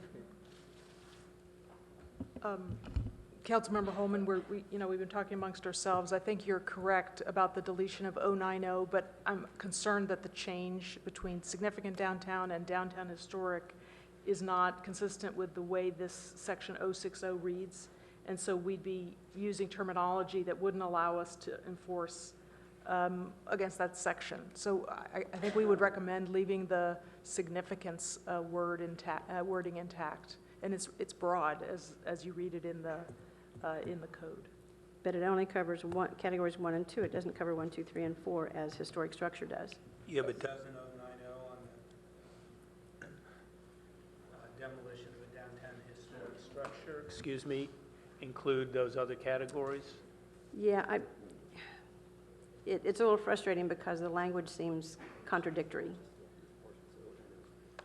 in 090, and they're still struggling with that. So I'm going to go on to something else here just quickly, but I note also in... Can I just clarify, just to be sure that the council understands, as I think I do now, what the staff's point is that the titles, as we look at these, is essentially that it's a simple title. And then subsequently, and we're not looking at this language, there's a whole section with terminology and language that applies to that.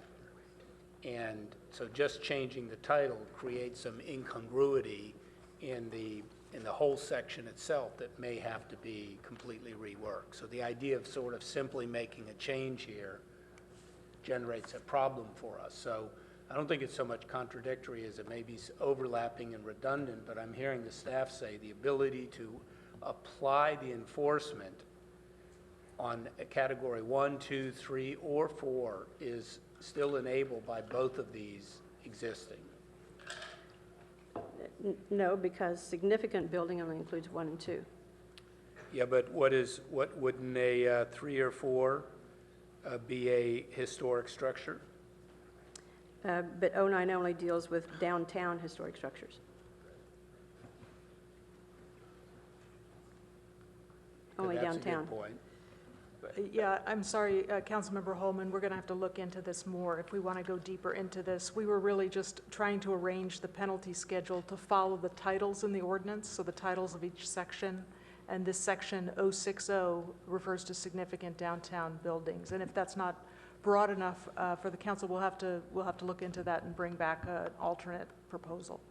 And again, the language in this schedule doesn't, I mean, this is only meant to help us find and help the public find the section in the municipal code that's being referenced. Right. Changing the wording here doesn't affect our actual substantive ability to enforce. It doesn't narrow or broaden our enforcement ability. Well, if the definitions are different, though, it seems like it would. The other thing I would suggest is, just to be clear here, it's like... I'm sorry, is this, we've got this amendment up here. Is this still standing based on what staff said? Or are you going to retract that or do what? Significant downtown historic structure. Yeah, and I would offer that, based on what we just heard from staff, it seemed like it initially made sense to try and fold those two sections together, but maybe it doesn't now. And if you wanted to strengthen 090, maybe that's another alternative as opposed to folding 060 or 090 into 060 and modifying 060. But we need to try and see if we can move on this. So why don't we do this then, in 090, maybe we just eliminate the word downtown, and I think we've got it. That's another approach.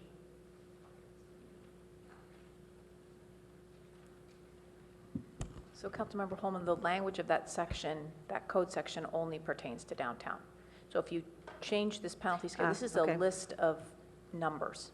This Okay, just got is it. yeah. Got it, okay. So there's not a way to do that. So, There is a way to do it. The council could go ahead and adopt this as it's proposed right now. It allows an enhanced fine to be levied in the conditions as expressed right now that are limited to downtown. And then you can ask us to come back with subsequently to changes that could expand it beyond downtown. That would be that's the only effective way to probably make those changes. We still protect ourselves even in this interim period for being able to apply this enhanced amount as it relates to these downtown structures. And we can come back faster on a subsequent thing with some direction than we can get to it tonight. okay, so maybe we can just pull this one out and that can come back by itself. The other thing is, and I'm Sorry, I was suggesting not pull you don't it mean out. pull it out. I would say I'm sorry, approve yes, it. we'll come back with just that one, that's what I mean to say, yeah. Okay, then the other thing is having to do with language that's on, which is in the municipal code. Page 54, it talks about, code states that a person who demolishes a historic building in the downtown may be subject to a civil penalty after court adjustment in sum equal to the replacement value of the building or an amount of the court's discretion not to exceed $10,000. Clearly, this language is very old, but once a building is significantly altered or demolished, there's no replacement for it. Trees are probably the next thing, so why are we not going to $10,000 at least, which is what's here? Why 2,000? I mean, it's nothing. It's just nothing, so you can ponder that. And I had, where is the pumping violation? You know, exceeding the number of days that pumping is allowed?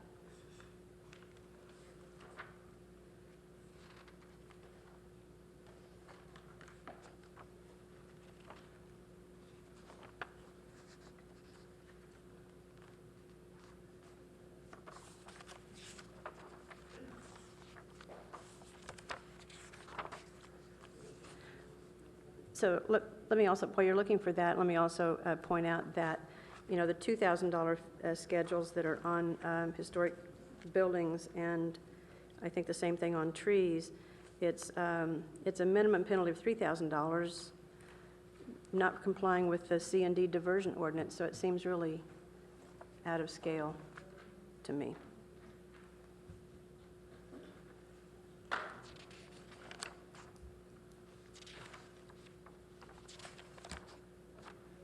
Member Holman, you're asking about a dewatering fee as it relates to groundwater pumping? No, not a dewatering fee, no. There's a calendar in which, you're not supposed to allow beyond a calendar date. And then there's a penalty supposed to be imposed. And I did not find that in here. For dewatering, yeah. We'll take a minute to look for the calendar. I'm not immediately recalling where that is, but again, this is just a list of penalty amounts that corresponds to substantive provisions elsewhere in our code. So this, I'll answer your question in part, which also answers your earlier question about truck routes as a condition. So there are two sections here on page 61, 16.04.050, violations of the California Building Code, $500 unless otherwise specified. And then on the next page. I'm sorry, what number was that, please? I'm sorry. 16.04.050. And then on the next page, which is page 63, 18.01080, violation of zoning laws. So conditions of approval could be attached to either one of those, either a building permit or a zoning action. And these general sections would then be used to cite for those violations. The groundwater permits that are issued, I believe, are street encroachment or sidewalk encroachment permits, and they would be under the 1612. There's a specific one.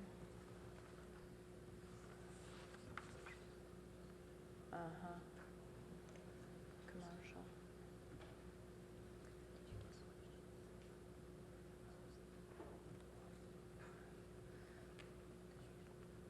We can take a look at it, but the permits that are issued are associated with the building permit process and would be handled in the same way. As you know, we have a to-do item to come back to the council for direction on a more specific set of fees associated with groundwater pumping, and that's a very substantive item. It's not in this schedule now. It doesn't exist yet in our code. So that's something that we'll be talking to council about. And one last thing, I missed the number again, the one that would, the permits that would have to do with trucks? So we think, we'll have to confirm this with staff, but we think that they are probably mostly issued associated with building code permits.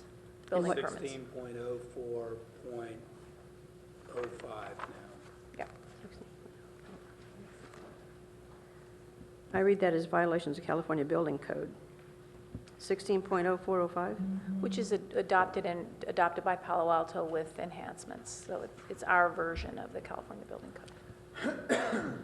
But how's that linked to permits?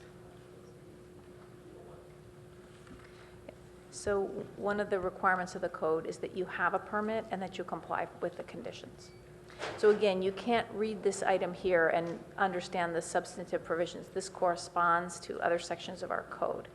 So when you go to those sections listed on the left, you see a whole series of substantive provisions. That's what you can be cited for in the amounts listed here in this list. I guess those are my questions for now.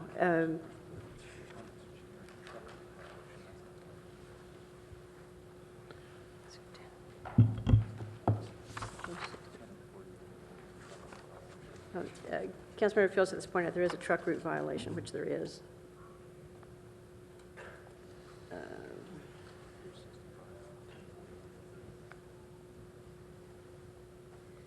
Yeah, 1048-030 is a truck route violation, which has a funny number beside it, 211. So will staff come back? So we read that section as a standing truck route, and we thought your question was associated with specific construction. It is about construction, so so staff will come back then, just to clarify, so staff will come back with clarifications. We'll approve this tonight, staff will come back with clarifications, and what kind of time frame, about 1649-050 through 1649-090? Do you have any kind of time frame? So that's a different topic. It's to address the substantive ordinance around historic structures. So I think that's a discussion for the council to have with the city manager about how that fits into the priority work and the schedules. That really is not about the administrative penalty schedule, that's adjusting the substantive requirements of local law. Okay, last thing then is I would offer a friendly amendment to, or an amendment to raise those penalties from 2,000 to 10,000. Which penalties?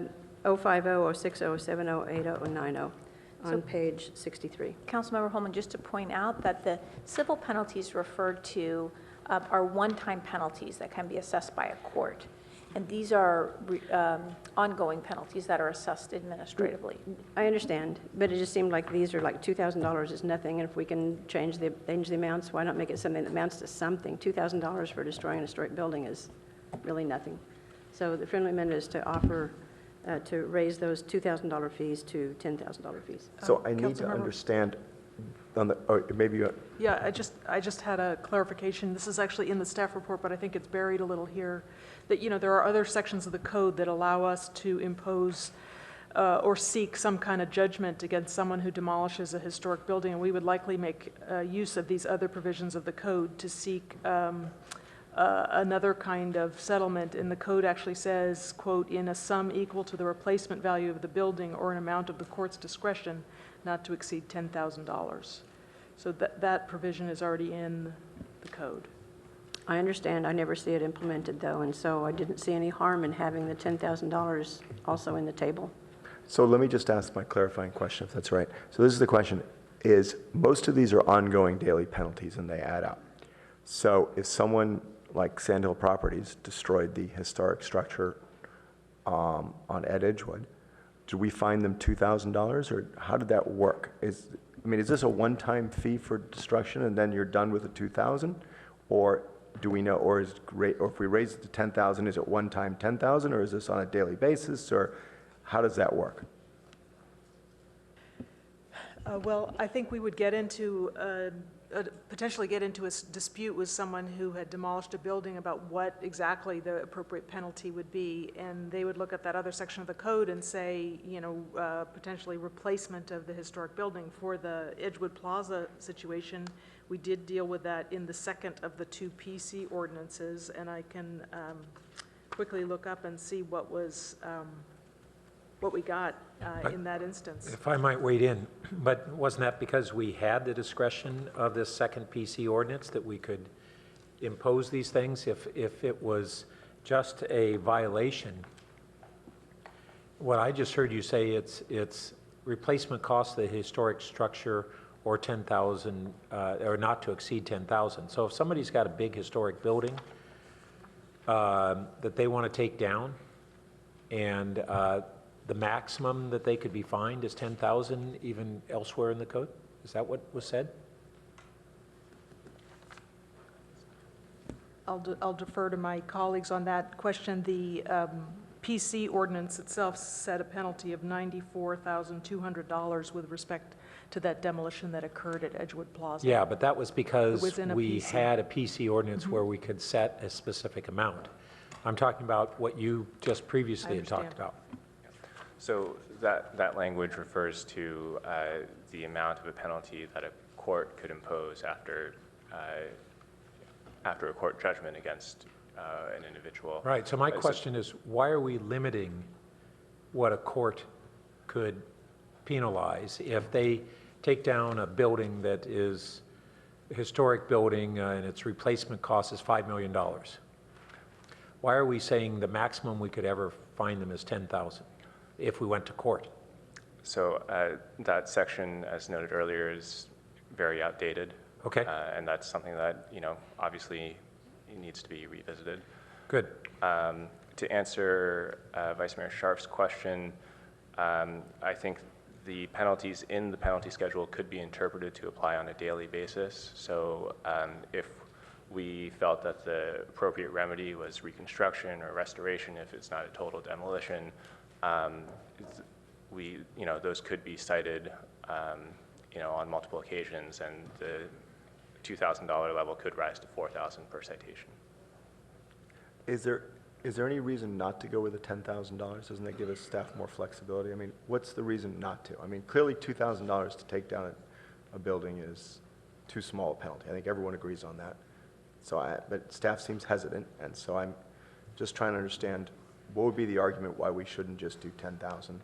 I mean, I could see some arguments I could make up, but I was curious as to why. Yeah, no, I don't think we see an immediate problem. I think we have to use good judgment in applying all of these penalties, but we have the flexibility to apply them at different frequencies. If it was a garage that was a historic garage and the whole structure was worth $8,000 or could be replaced for $8,000, I don't think we could apply a $10,000 penalty over and over and over again, but we might be able to apply it once.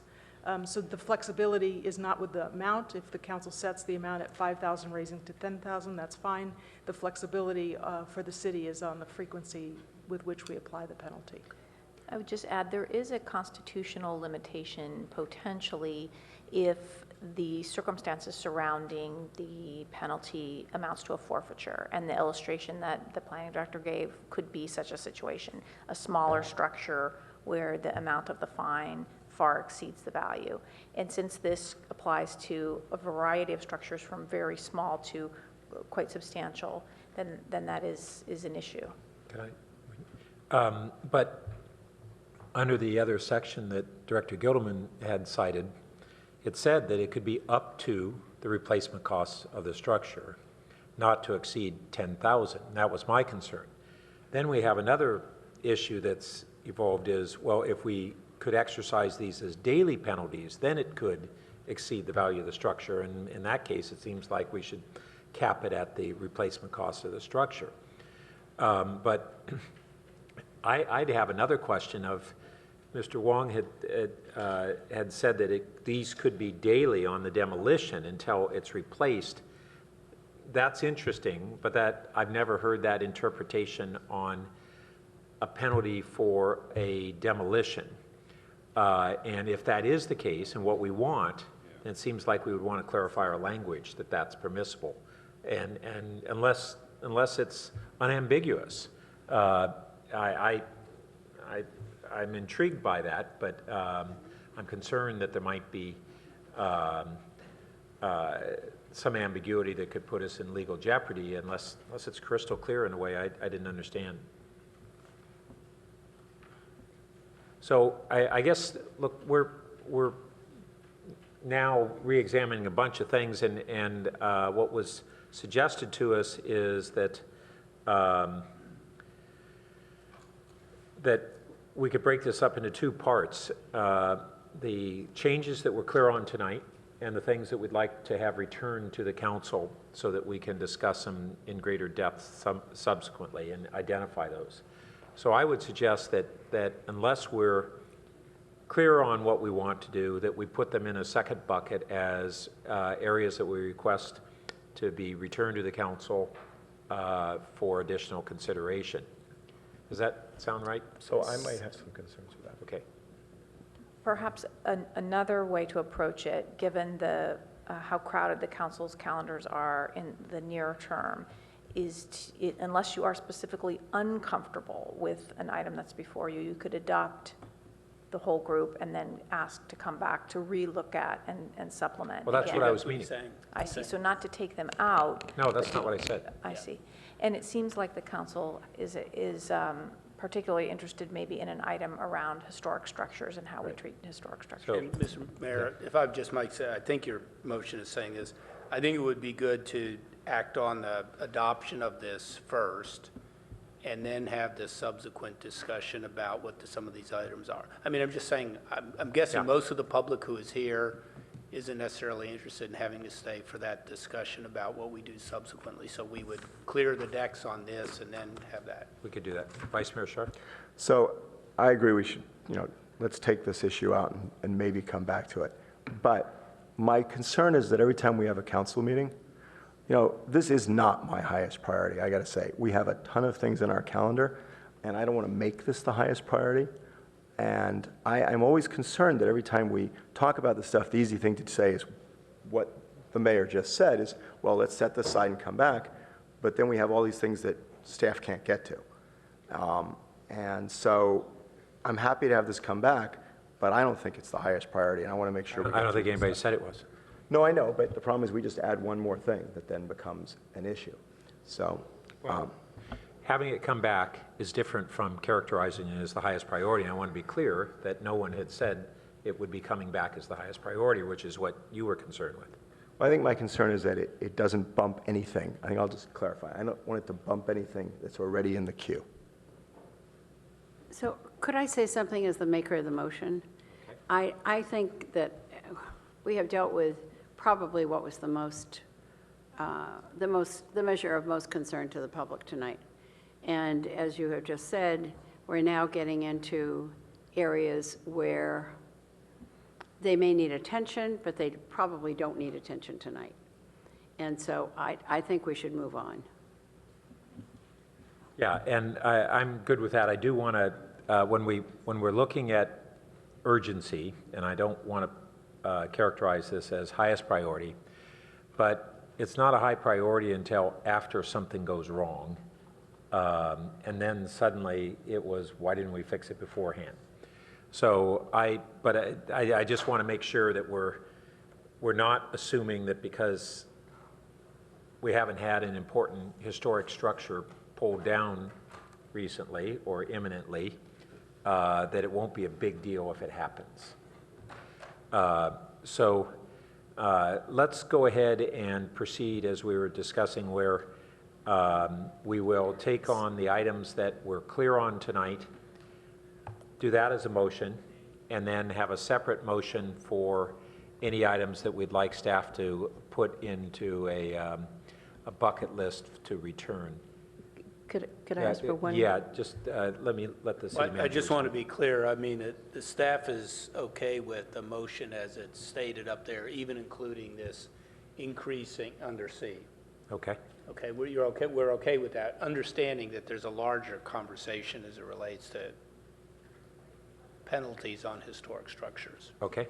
Councilmember Holman, you had something? Yeah, thank you for that, City Manager. And I don't mean to I know people here mostly for Edgewood Plaza. I apologize for dragging this out, but this has been an ongoing and really, in my opinion, urgent concern because we do see historic buildings torn down and currently. So that's why I press on this so much. Thank you.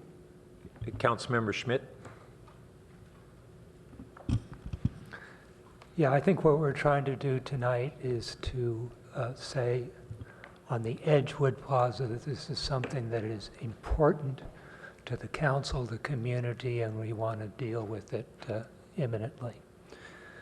I guess I would see item 18.52.05, the last item on page 63, transportation demand management conditions. I would just note that the fines stated there are $500 a day. On the next page, after half a year, they are quintupled, go up to $2,000 per day. But that amount of money over 1 year was less than 1/3 the amount that Stanford SUMC is spending each year on achieving their target. TDMs are something which are essential to a number of our strategic goals, and I think this penalty is too low. I would suggest doubling the amounts of penalties on there.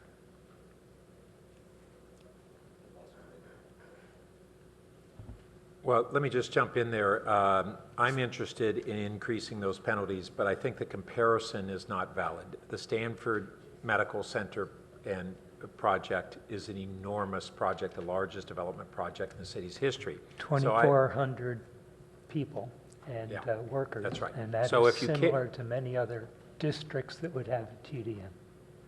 Many other districts? Yes, like the Stanford Research Park, the downtown. But these don't apply to districts. They apply to individual projects. Mhm. So if we had an TDMs. the proper comparison is, for instance, an individual project in the Stanford Research Park. It might be a large building, but it's... Downtown TDM is an association, a group. That's how we've been talking about it.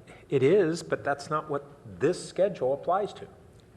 There's no way in which this schedule applies to the downtown TMA. Well, I guess is that correct? What is the schedule for if it's not for the downtown TMA? The idea here is to be able to assess a penalty to an applicant who pledges as part of a project approval to prepare and comply with a TDM plan and then fails to do so. We would be able to charge a fine of up to $500 a day, increasing to $1,000 a day for the first 6 months. We notice that kind of violation, and then increase it significantly after the first 6 months. Now, in reality, again, we're not in this to make money, we're in this to get compliance. So we would issue a notice, we would work with the applicant in trying to bring them into compliance. It would be nice to have this recommended penalty of $2,000 a day after 6 months, rising to $4,000 a day if necessary, as a significant incentive if we're not reaching compliance in another So they way. apply to individual projects. Let me try and move the ball forward, and I would offer an amendment that 18.52.050, that the amounts be doubled to an initial maximum amount of $1,000 a day and an ultimate one of $4,000 a day. If I have a second? Second, yeah. Okay. Well, actually, I'm sorry. We should have, I should have asked the maker and the seconder. I apologize. Yeah. Are you good with it? And you're good with it. Good. What about C? Did that get approval? About what? Did C get approval for maker and seconder? Yes, it did. Maker and seconder, did you? We didn't give approval, but Oh. I'm fine to give approval. We both nodded. All right, Well, so you did. I didn't. just sec, noddings don't count. So maker and second have also approved C. Thank you. All right, Councilmember Philseth? Yeah, thanks. I just want to make sure I understand on the Edgewood thing. So if we pass this, then the penalty basically immediately goes to $5,000 as opposed to goes to $2,500 now and then $5,000 after 181 days. Is that right? If you pass this, then day one, we could charge $1,000, increasing to $2,000 after 3 days. Right. Then after 6 months, we could charge $4,000 a day, increasing to $8,000 a day after 3 days. For Amendment A? Yeah, oh, D. Oh, I'm talking about I'm sorry. D. I want to ask Oh, about I'm sorry, A. Edgewood. Basically, within 3 days, we're going to be charging $5,000 in $5,000 3 a days. day. So does this, I mean, at what point does this come back to council? I mean, so suppose a year goes by and there's no grocery store and we're still charging $5,000 a day. I mean, should it come back and we review it again and maybe it goes to 10 or something like that? The council, I guess, let me just try to bring that up there. We had a letter from Arthur Keller and Lydia Koo, who raised the question of, outside of this penalty schedule, a mechanism by which this kind of violation of PC would necessarily return to the council after a review of 3 years after the project. So it's kind of a question of why hasn't this already come back outside of the fee schedule for an individual PC action? So that's the other mechanism. Councilmember Philseth, the mayor is correct. There's a provision in this PC ordinance that says 3 years after occupancy, the applicant is to request a review for compliance, and that can result in hearings at the Planning Commission and at the council.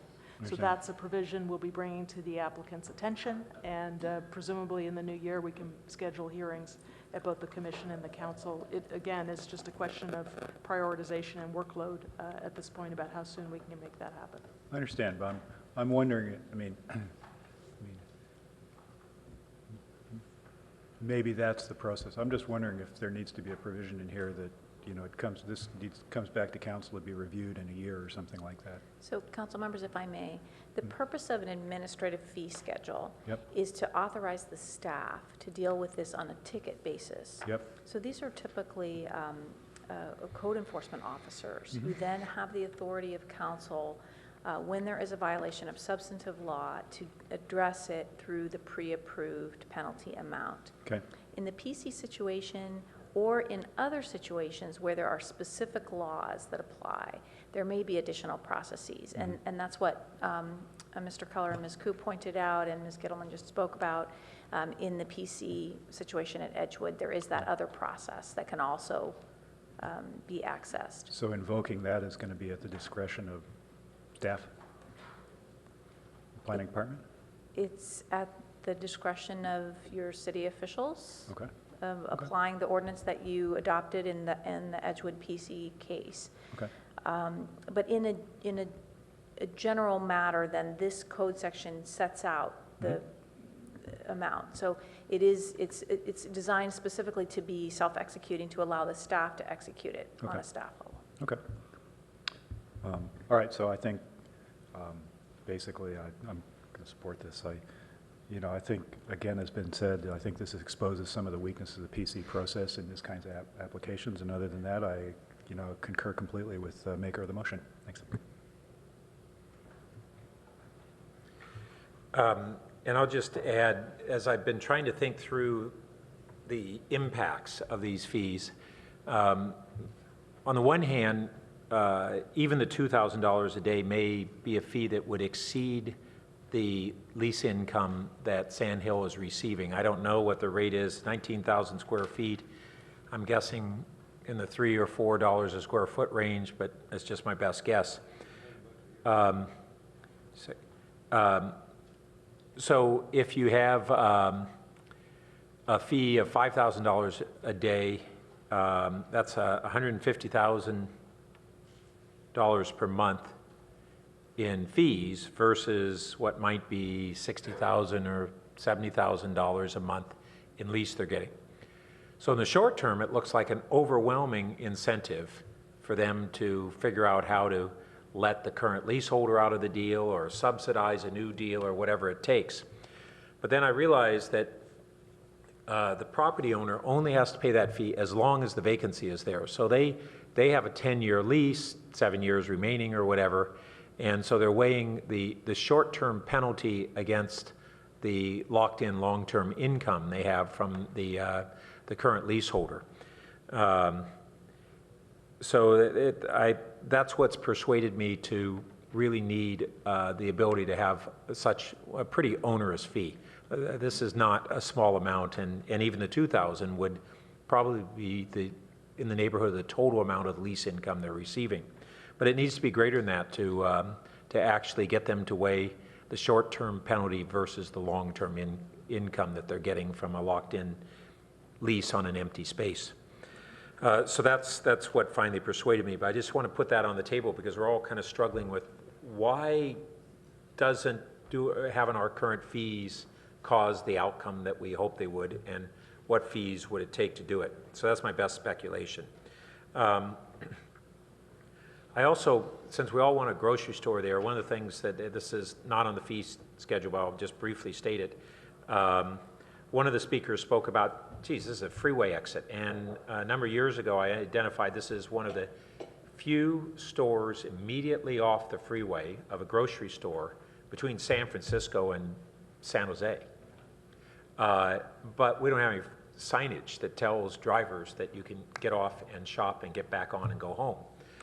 So if we really want a store to be successful there, and if we're willing to accept some traffic that is shoppers getting off the freeway to help support a store so that it'll be vital, we as a community may want to look at whether we will facilitate better signage visibility at that location.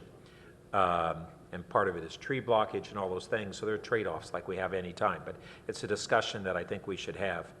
And finally, when we talk about PCs and the failure of PCs, it's important to remember that if we look at the PCs in our community, they're not just the failures. And certainly our affordable housing projects are overwhelmingly PCs. We would have almost no affordable housing in this community without PCs. But neighborhood shopping centers are generally PCs, and we're very limited on ability to create that. And this, without a PC, I don't know how we would have retained a neighborhood shopping center there, albeit this one is vacant. But without the PC, I don't know that we'd have one. So we need to think about when we see a failure PC and say, geez, throw the whole thing out and they're a total failure. We're only focusing on the places they've failed and not where they have had significant community benefit for decades. We clearly need to fix them, but I'm not sure abolishing them is the right fix. So, having said that, I think we're ready to vote. So, and that passes 9-0. So thank you to everyone for coming and participating and listening to mundane discussions. And that concludes item number 5. We will, geez, yeah, we don't get enough applause, thank you. So we will now break for 5.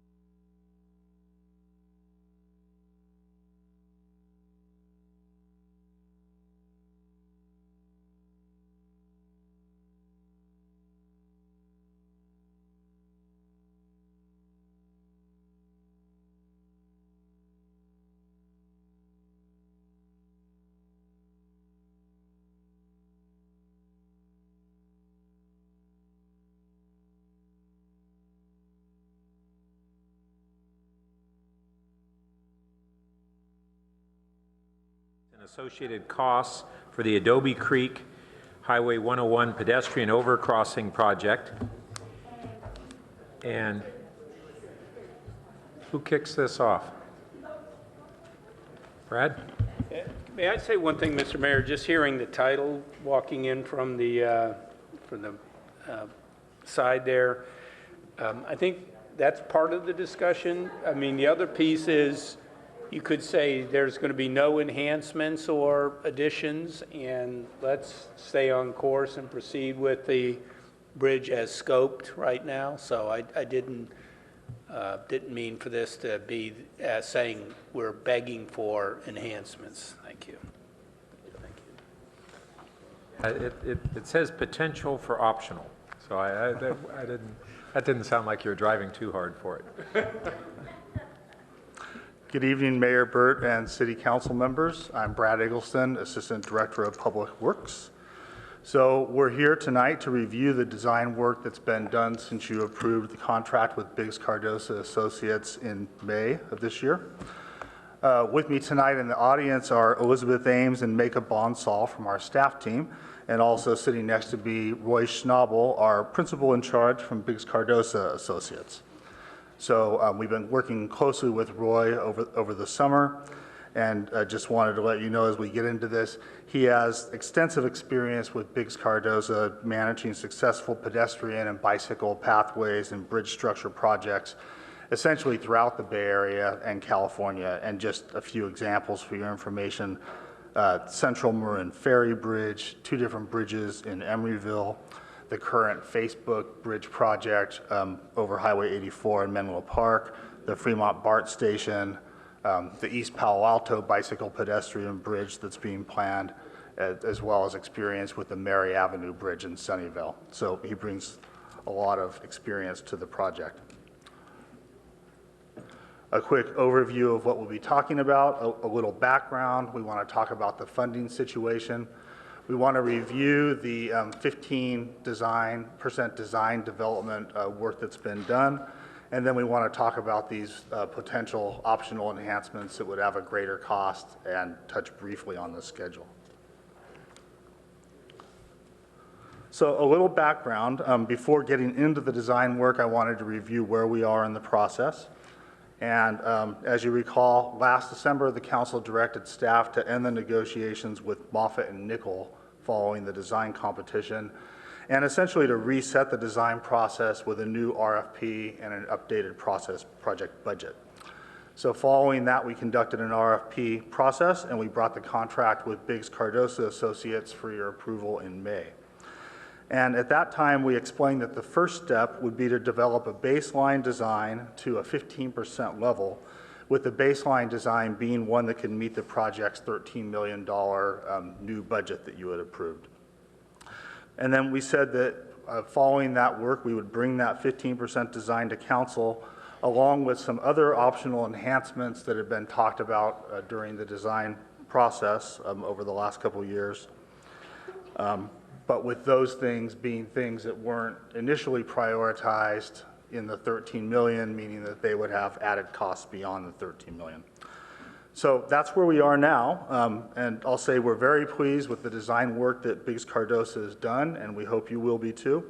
And as staff, we're quite excited to have this project moving forward and trying to keep it on budget and on schedule.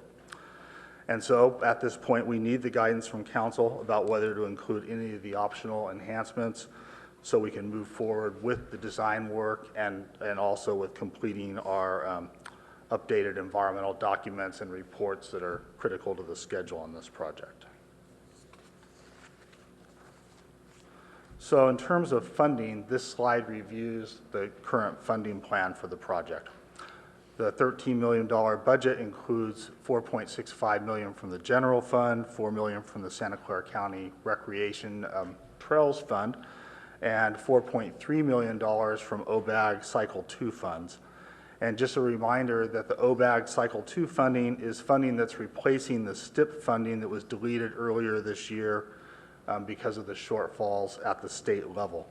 So we talked about this in May. We've gotten assurances from VTA that we'll get this funding sort of skimmed off the top of the OBAG Phase 2, but the formal decisions and determinations and notifications on that haven't yet been made. And then in addition to that funding, the $13 million, Google has committed to provide $1 million for the project. So that hasn't yet been incorporated into our budget, but there's a few things we could do with that. It could be used to add some of these optional enhancements to the project. It could be used to reduce the city's $4.65 million contribution, or partially in that way. Or it could be held as a contingency, essentially, against potential cost increases that could develop. And kind of to that point, I just wanted to point out that while we've defined this baseline project that meets the $13 million budget, to achieve that, we actually have some pretty slim contingencies within that $13 million. That makes us a little bit nervous at this point, working near the Baylands and with the environmentally sensitive areas close to us. Then the last category is the additional $4.5 million in Santa Clara County recreation funds that's not allocated for projects at this time because Stanford University didn't use the funding for the perimeter trail construction that they did. So that's funding that's potentially available, but we've asked several times and we're still being told that there's not a process yet defined for how those funds will be eventually allocated. So kind of no answer on that yet. So in terms of project elements, I'm going to turn it over to Roy in a moment to review our design information and the optional enhancements. And I won't walk through the details on this slide, but really the purpose of it is to orient you to what is included in the $13 million project budget that we've been talking about and which things would require more funding. So when you look and see the baseline and core additional elements, things like the main spanning Highway 101, this 12-foot clear walkway width on the bridge, enhanced lighting, and those other types of enhancements, those are the things that are included in the $13 million. The optional enhancements items at the bottom are what we've been working with Biggs Cardosa on that Roy will talk about, and those are the things that would require additional funding. So with that, I'm going to turn this over to Roy. Thank you, Ed. So we have a little video that will hopefully do a better job than I can to give you the look and feel and you know, overview of the bridge, but I'd like to give at least a little brief overview of, you know, how we got to this point. First of all, we built upon a lot of the existing information and information that was done previously by your staff and some of the previous consultants that were on board. So there was not a lot of wasted work, including the alignment. This is the alignment that we thought would be the best alignment given the number of constraints that we had. Those include environmental constraints with the Baylands and the Adobe Creek riparian areas, with Caltrans and the freeway and their right-of-way, with the property owner, who is Google, and their parking lot, and then the impacts to the Santa Clara Valley Water District and their right-of-way and their maintenance and operations. We've generally divided the bridge into three segments or three areas. The eastern approach, which basically starts at the Bay Trail and works its way north, northeast, and sweeps up across to the edge of Bayshore. The principal span structures, which basically crosses Bayshore Road and Highway 101, and then the western approach structure. And the western approach structure generally goes from West Bayshore down to the trailhead at the Adobe Creek Trail. Within that West Bayshore, it's divided into several different elements. One is the approach ramp.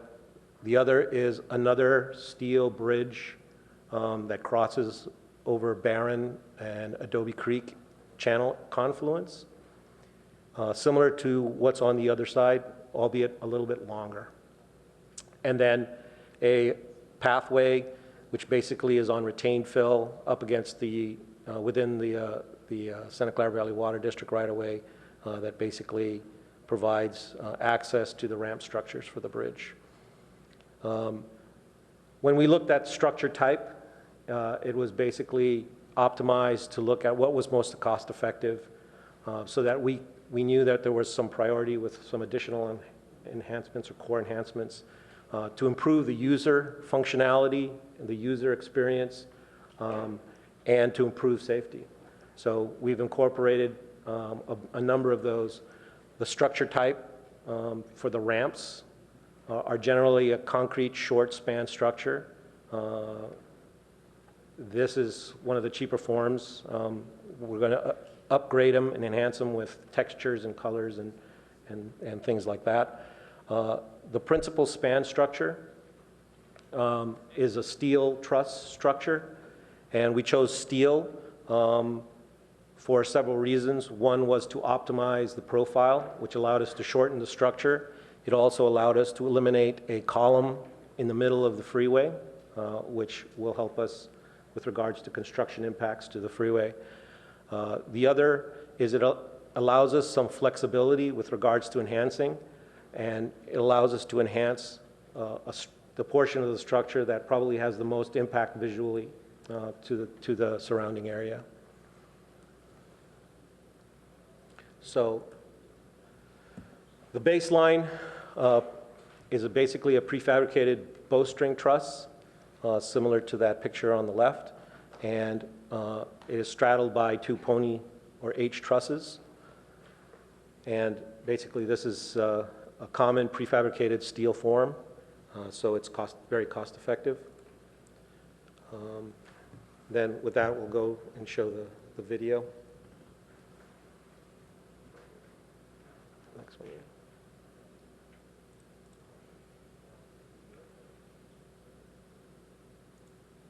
This is the Highway 101 multi-use path overcrossing project that will be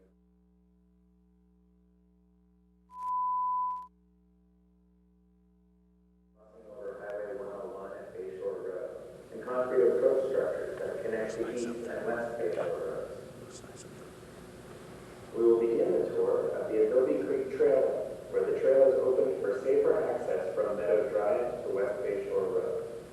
As we walk northbound along West Bayshore Road path, where the existing sidewalk currently merges with a bike lane at Adobe and Barren Creeks, there is now a prefabricated steel truss bridge and pedestrian access ramp that safely carries pedestrians separate from the traffic on West Bayshore Road.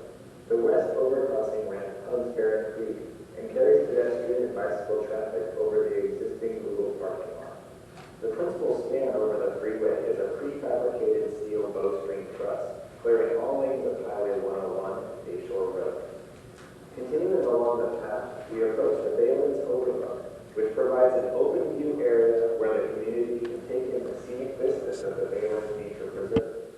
The overlook will be decked with reclaimed timber to give it some warmth and color and texture. The path provides ample width for both pedestrians and bicycles. The eastern approach ramp carries traffic along a sweeping curved lane over the existing Adobe Creek Loop Trail and connects to the Bay Trail connection, which allows for easy access to the trail for both pedestrian and bicycle users. Some basic amenities will be provided at the trail connection. The bridge provides a convenient connection to the Baylands from South Palo Alto. The steel span eliminates a column in the freeway, which will reduce construction impacts. Walking southbound on West Bayshore Road gives a good view of the bridge from below. And where the sidewalk had previously merged with the bike lane at Adobe and Barren Creeks, the pedestrian access ramp now provides an ADA accessible path, which allows pedestrians to continue separately from traffic or turn to access the multi-use path structure. This will also allow the dedicated bicycle lane to continue on West Bayshore Road over the creek channel. Driving northbound along Highway 101, the steel truss is a unique gateway for the city of Palo Alto. What has been developed is a cost-effective and attractive alternative that responds to the goals identified by the city, the community, and various interested stakeholders, and provides safe, functional, year-round public access to the Bay Trail and to the natural beauty of the Baylands.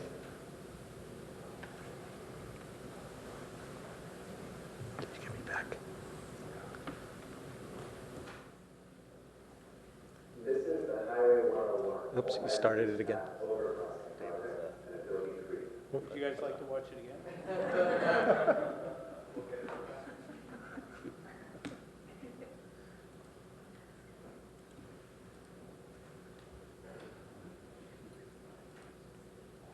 There you go. Okay, so hopefully that gave you a better overview than my rambling. So we also reviewed several optional enhancements, and those optional enhancements included an enhanced eastern approach ramp plaza, some enhanced railings and fencing, enhanced amenities, and then we also looked at some alternative principal span structures, some different looks that we could use to upgrade the structure to give it a little bit more of a unique flavor. We are currently contracted for the baseline alternative, and so if you select one of these alternatives, that would have to be included in the additional cost. And then we also looked at increasing the width, currently at 12 feet to 16 feet, to give a separate two bicycle lanes and an independent pedestrian walkway. So these are the alternative enhancements. The baseline is at the top, which basically it's a limited amount of landscaping, some very basic hardscaping with some basic amenities. The enhanced version would increase that area, utilize more decorative paving, and improve the amenities to include such things as bicycle racks and seat walls within that enhancement. The enhanced railings, the baseline is in the center. It's basically a galvanized, modified chain link railing. So it's not your basic chain link railing, but it's fairly cost effective. The enhancements would probably be dependent on whatever the principal structure would look like. That would be the design narrative that we would take all our design cues from. Here are some alternatives that we developed as potential enhancement, and basically they include a cable railing, welded wire mesh. They include upgrades into stainless steel, which could be quite costly.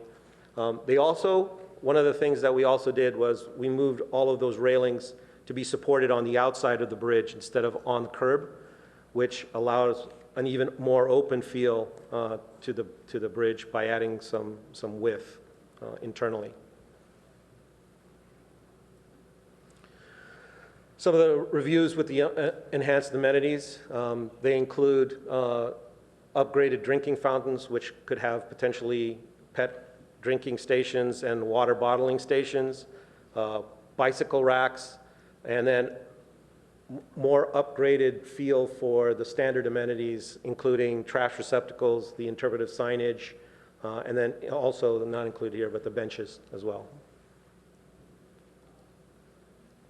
Now we go into, we reviewed a number of alternatives that we delivered to staff. We've whittled it down to looking at 5 and advancing 5 to this 15%. And here are some of those alternatives. I'll go through them fairly quickly. The first is a prefabricated bowstring truss.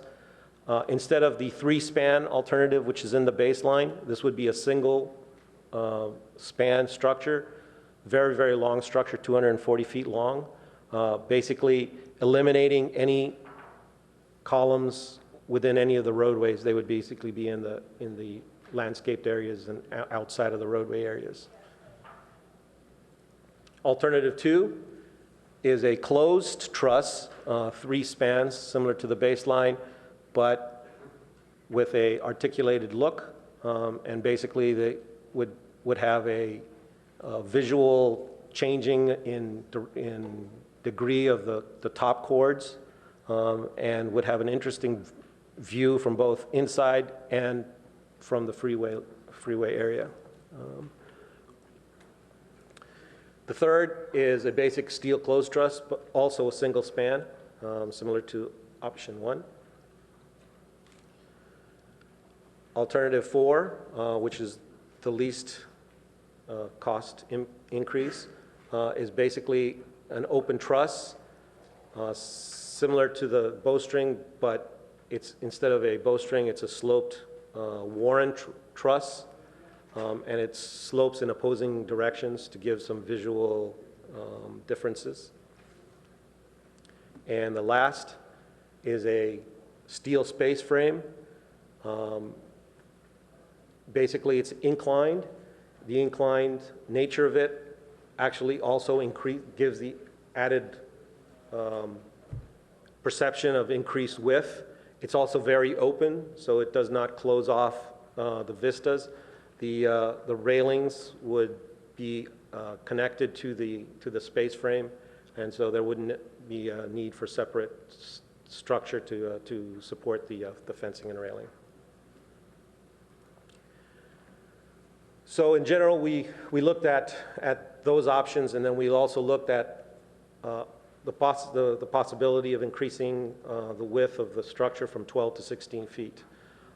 In some cases, it was not practical. The manufacturers wouldn't be able to manufacture those in the larger widths, partly because of the shipping, the prefabrication, the methods of construction out in the field, and then the erection.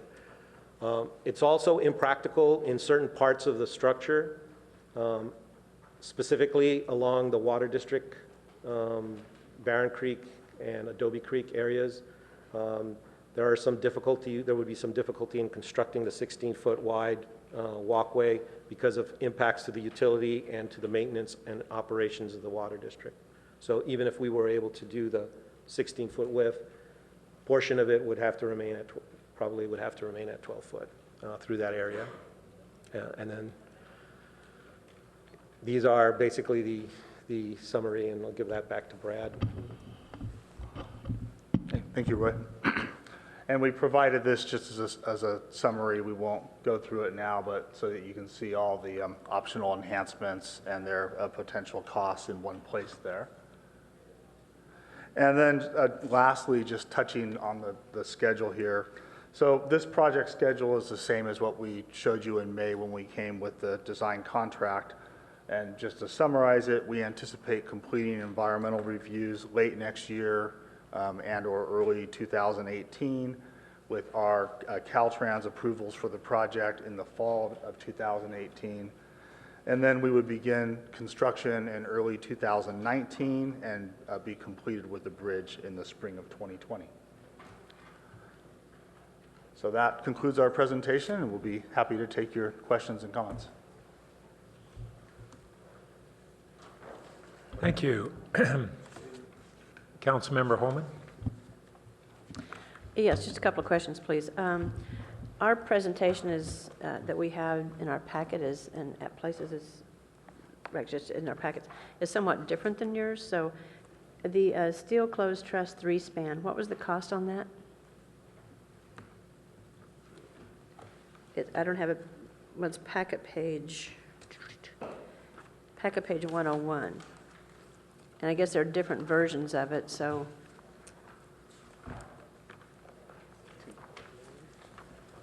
So the cost for that one. three-span close should be 2.9 million. That's the additional cost beyond the baseline. And can you help us understand, like, so there are different examples here. So the example that's second down from the top on the left. This one here? Yes, sir. That one, like, what would that look like? Because they're just different designs here. So the one at the top on the left is obviously very different than the one immediately to the right of that. The one below, the one that you just pointed to, what would that look like on the, looking at it from a distance as opposed to from inside? And then the lower right-hand corner, what would that look like from the outside of the bridge looking at it? What would that look like? So in other words, if we say, let's just say, we say, okay, interested in the alternative to steel closed truss, what are we saying that we want? Because there's so many, these are very, very different visuals as I read it. They are, and This is a little bit of a unique structure, and that was the goal, is to create something that was a little bit unique. Those ones that you're looking at the top are in Amsterdam, and they're a little bit different because basically the space frame, the frame of the structure goes completely around the deck that's internal. So it's designed to give you a feel for it, albeit it's not the exact look of what that structure would look like, because I don't think it's been done. This structure has been done before. If we want to give you direction, how would we do that, given that these are also very different?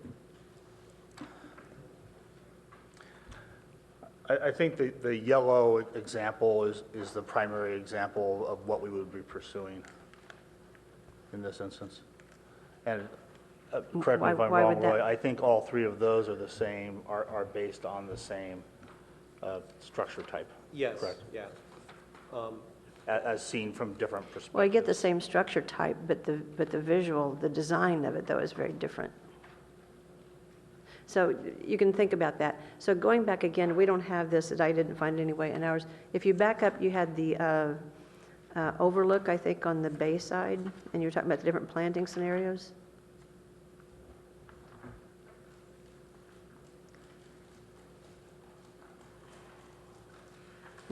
The overlook or the plaza? I guess it would be the plaza. It was the one you were talking about the different landscape scenarios. Yeah, you passed it. Let me hold it. This one? That one, yes, thank you.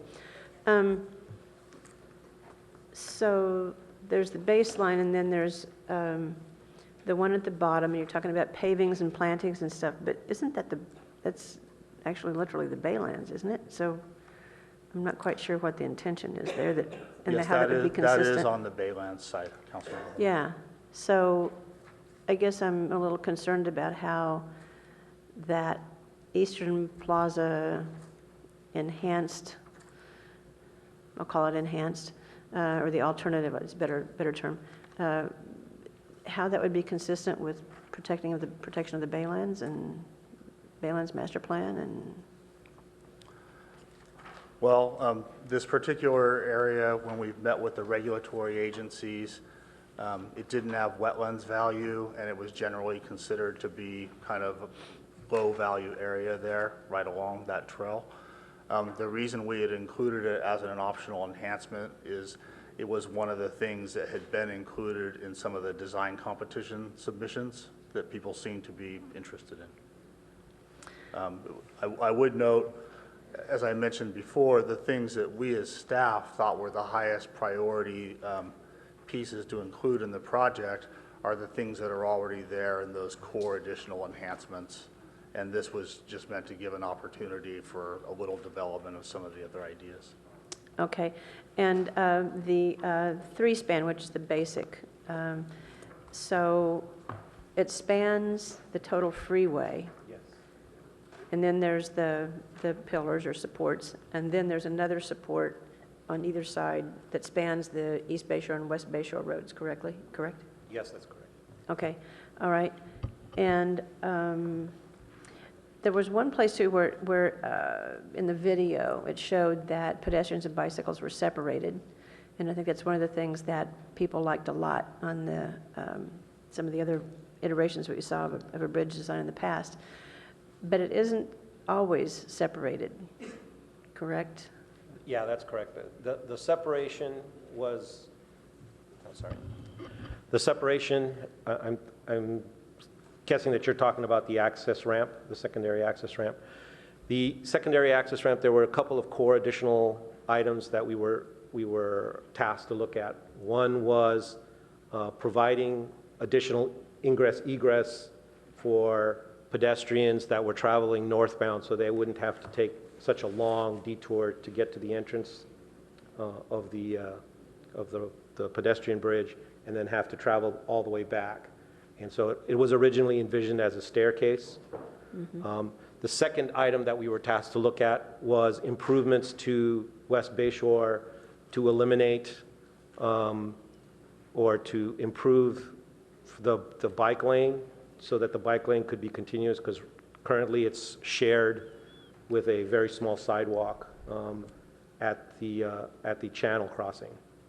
And what we envisioned, what we came up with was an access ramp that was also ADA accessible for the pedestrians and became a pedestrian bypass, where we moved the pedestrians off of the street onto this and demolished the existing sidewalk that would be at the channel and utilize that as a continuous bicycle lane.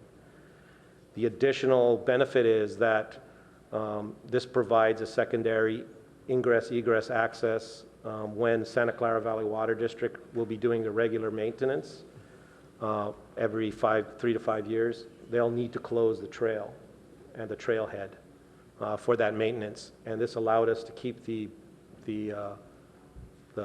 bicycle and pedestrian path open throughout that as a secondary emergency access.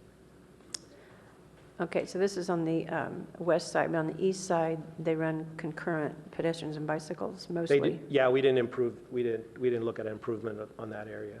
Yeah, okay. All right, thank you. Councilmember Du Bois? Yes, you started to answer one of my questions. I'm still trying to picture the west side with the pedestrian sidewalk. So in the video, it showed it's basically a raised sidewalk. That's correct. And so why did you do that again if somebody just wants to walk along Bay Shore? So currently, the access for pedestrians basically goes onto the street and shares the bicycle lane at the channel crossing, because there's the bicycle lane and the pedestrian are basically together. So there's no sidewalk there currently? There is a sidewalk, but it's shared with the bicycle lane. So basically, the bicyclists have to ramp up into the sidewalk, and it's a very narrow sidewalk. So it's not the most beneficial or functional sidewalk bicycle condition. And so one of the things that we were tasked at was to separate those, or to look at a way to separate those. And we came up with a pedestrian bypass ramp, which basically the ramp goes up about 5 feet, and it needs to rise to meet the downgrade from the ramp coming in the other direction. And that was in place of a stairway We for were ADA also compliance? we were also tasked with looking at a stairway to improve the ingress from anybody walking northbound, from northbound to southbound. And we thought that the ramp actually was a better solution than a staircase, because it provides equal access to the disabled as well. Got it. Okay, thank you for clarifying that. I guess one of the options mentioned, it was talking about painting versus weathering. Yes. Can you tell us what's the lifetime cost would be for those span options? Typically, when you're looking at prefabricated structures, manufacturers order one type of steel. He orders self-weathering steel, regardless of whether you're painting it or not painting it. So he's going to use that because it's cheaper for him to do that.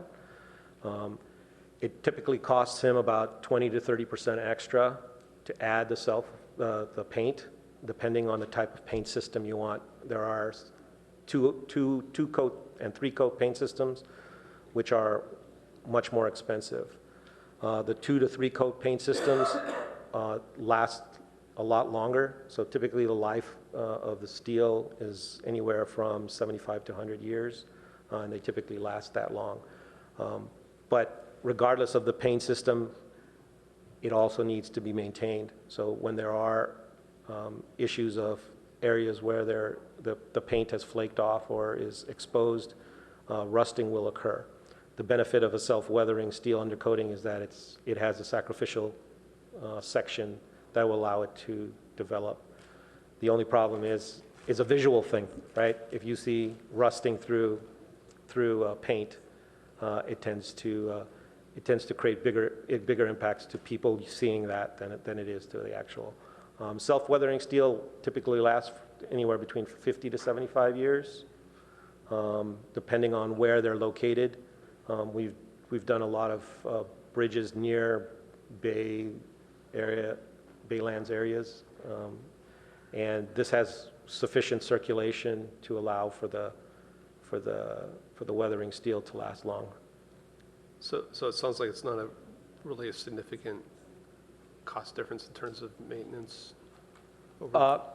It does have, the maintenance is different. So maintenance for self-weathering steel is typically to deal with discoloration or any discoloration that is occurring. So it's fairly limited. The maintenance with paint, if you want to maintain the paint, can be quite extensive because you have to grind off the areas, then repaint it.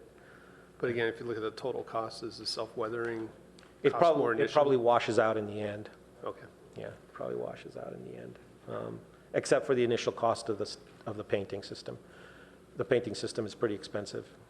It's 20 to 30% of the cost of the overall bridge. Ah, okay. And then, Brad, you mentioned the contingency is small. What is the contingency? Well, we have a 20% total contingency in terms of the construction cost. And so what that means is that there's essentially 10% design contingency that's there to account for things that we come across as we go through the design process that have extra costs, and 10% construction contingency, which is the actual contingency on the construction contract.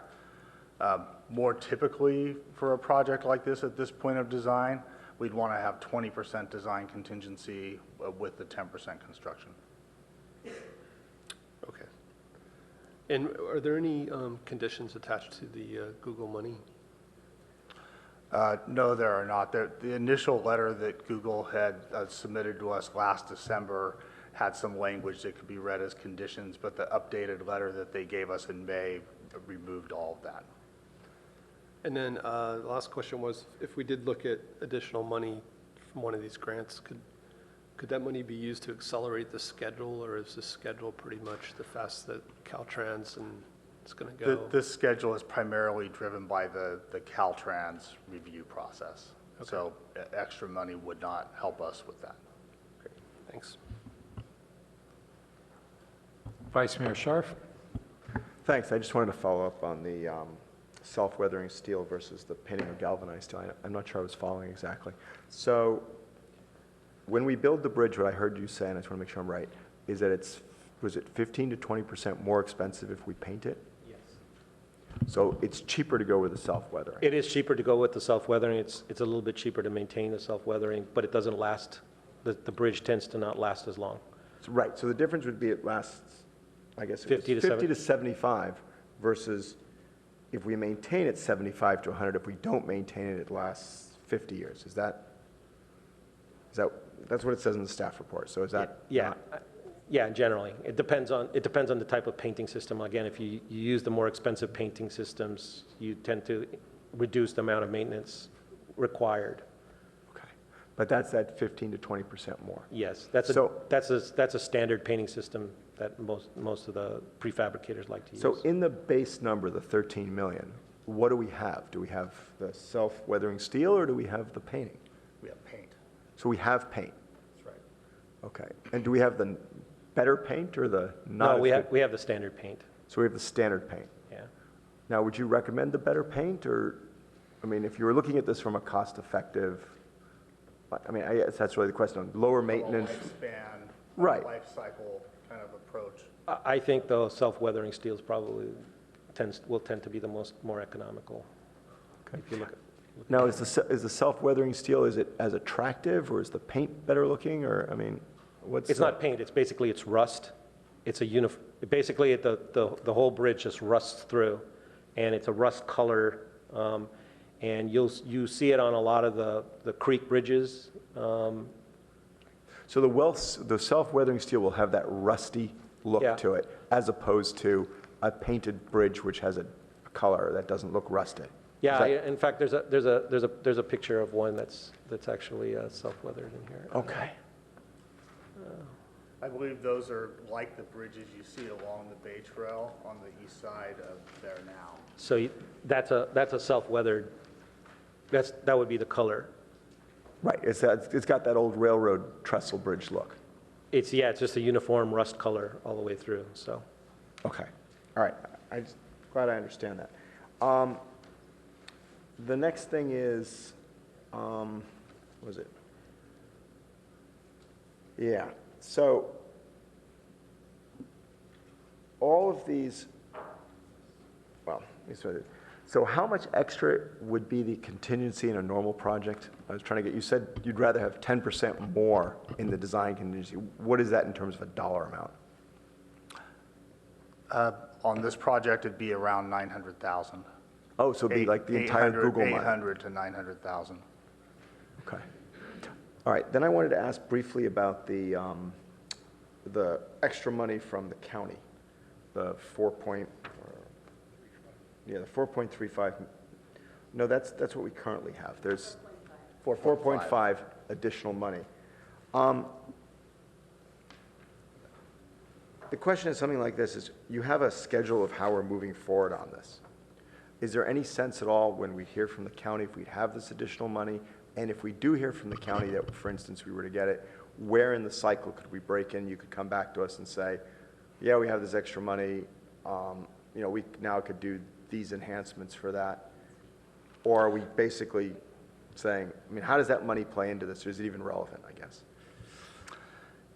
It's a difficult thing, I'd say, because we're at a point now where to stay on the schedule that we've laid out here, we essentially really need the decisions about the primary structure type and the width now to move forward with our studies. Okay. So, and we've checked with the county several times, and we've been told, wait, we don't have a process yet for you to ask for the money. They're supposed to be having discussions. The last we had heard was maybe the first quarter of next year, they would start talking about what the process could look like. This would be a competitive process, we're quite certain. Yep. All right, that's what I have. Thanks. Councilmember Filseth. Thanks. Yeah, so just briefly, actually, I think a member of the public sent this in sort of a comparison of bridge widths. I wanted to ask about the 16 feet versus 12. A comparison of bridge widths for other bike bridges around the Bay Area. And sort of the sense from what this gentleman sent is they're mostly 8 to 10 feet with a couple of 12-foot ones. Are there any 16-foot bridges, around here? We're doing one for a BART station. But that's a really high-traffic BART station, and they basically have the parking structure on the other side of the railroad tracks. Mm-hmm. So it's really designed for a larger flow. But most bridges that we do, especially over highway facilities, are typically 10 feet. 10 feet? Yeah, 10 feet. Belmont's 8, which is kind of rare. That's the absolute minimum in the guidelines, and typically the standard requires at least 10. Okay. So, but 12 is 12 is ample. It's pretty comfortable. Okay. Thanks. Councilmember Niss. So could we go back to the funding sources? The funding from the city is pretty certain, I guess, at this point? Yes, the funding from the city has already been budgeted into the project. But let's talk about the funds from the county, because I remember this pretty clearly. The funds from the county are the result of Stanford not doing a trail, and they came as a result of San Mateo County turning it down. The amount of money that came back from Stanford was roughly $8 or $9 million. The money has to be spent within a certain distance from the center of Stanford. That's how it's stipulated, and must be used for recreation. And at the time the money was voted, because I was there, the money was voted to be used by Palo Alto. Help me with what happened between 2011 and 2016 that you're now saying it's somewhat dicey? Is that what you're telling me? Councilmember Niss, are you referring to so there's I'm two different referring to numbers here. The 4.5 that you Okay. have there, the recreation funds, So you're calling that it. was the amount that had been allocated to Stanford. There was a joint application by the city and Stanford. And at the end of that application process, the bike bridge was allocated $4 million from those funds, and the Stanford Perimeter Trail was allocated $4.5 million. And then in the end, a year or two ago, Stanford decided to forego that funding and Right. to build the perimeter trail on their own. So now this $4.5 million is kind of left there in this fund without a plan yet for how it would be allocated to other potential projects. So perhaps you could call them, or I will call them, because my recollection is that that money very clearly had to be used for recreation, as I said, within a certain perimeter from the center of Stanford. This was an interesting happening, and which maybe we'll go into at another time. But I think that it would be good to have another conversation regarding the money and exactly where it is at this point. So I think what you're saying is a certain amount came to Palo Alto and then the rest went to the perimeter trail, and that's true. And then that perimeter trail money was given back. There was no question. So somehow now there's probably 8 or 9 or 10 million sitting in that fund. There has to be. Sitting in what you're calling the Santa Clara County Recreation Fund. So I would appreciate it if you would have another conversation with Joe Simiti, and the money can't be used in any other district, just District 5, and get more clarity on that. Thanks. We can do that. Okay. Councilmember Schmidt? Just a couple quick questions. The 5 alternatives, as I understand it, do not provide any difference in safety. Is that right? That is correct. That is correct. Either from down below cars hitting the struts or people on the top climbing over. No difference in terms of the functionality and safety of the bridge. And what about the 5 alternatives in terms of the view of crossers? Do any of them give more enhanced visual fields? Yes, the ones that are the closed truss will tend to be a little bit more closed from the user because you're going into a box instead of something that's open. But the members' sizes tend to be a little bit smaller, so the view outside of the truss will be a little less impeded. Option 5, alternative 5, is probably the most open. It's a very open space frame. It also has the benefit of being inclined, and that incline not only gives the feeling that you're walking into something that's bigger, but it allows a little bit more visibility outside with the vistas. So that probably is the one that creates the most open look and feel for the user. Good, thank you. I'd also add, even some of those 5, like for instance, the single span bowstring truss, we said that was alternative 1, right? Our baseline is the 3-span. The 3-span, our baseline, is open above the user as you're on the bridge. But when you look at the rendering of the 1-span that clears everything with the single bowstring truss, it's actually closed along the top with members there that are needed for structural stability. Yeah, so in some instances, there's changes. We didn't call that one a closed truss, but it essentially is. Good, thank you. Okay, I had a few questions. One is, I'm trying to think of this. It's on the eastbound ramp. I guess it's, if we look at slide 6,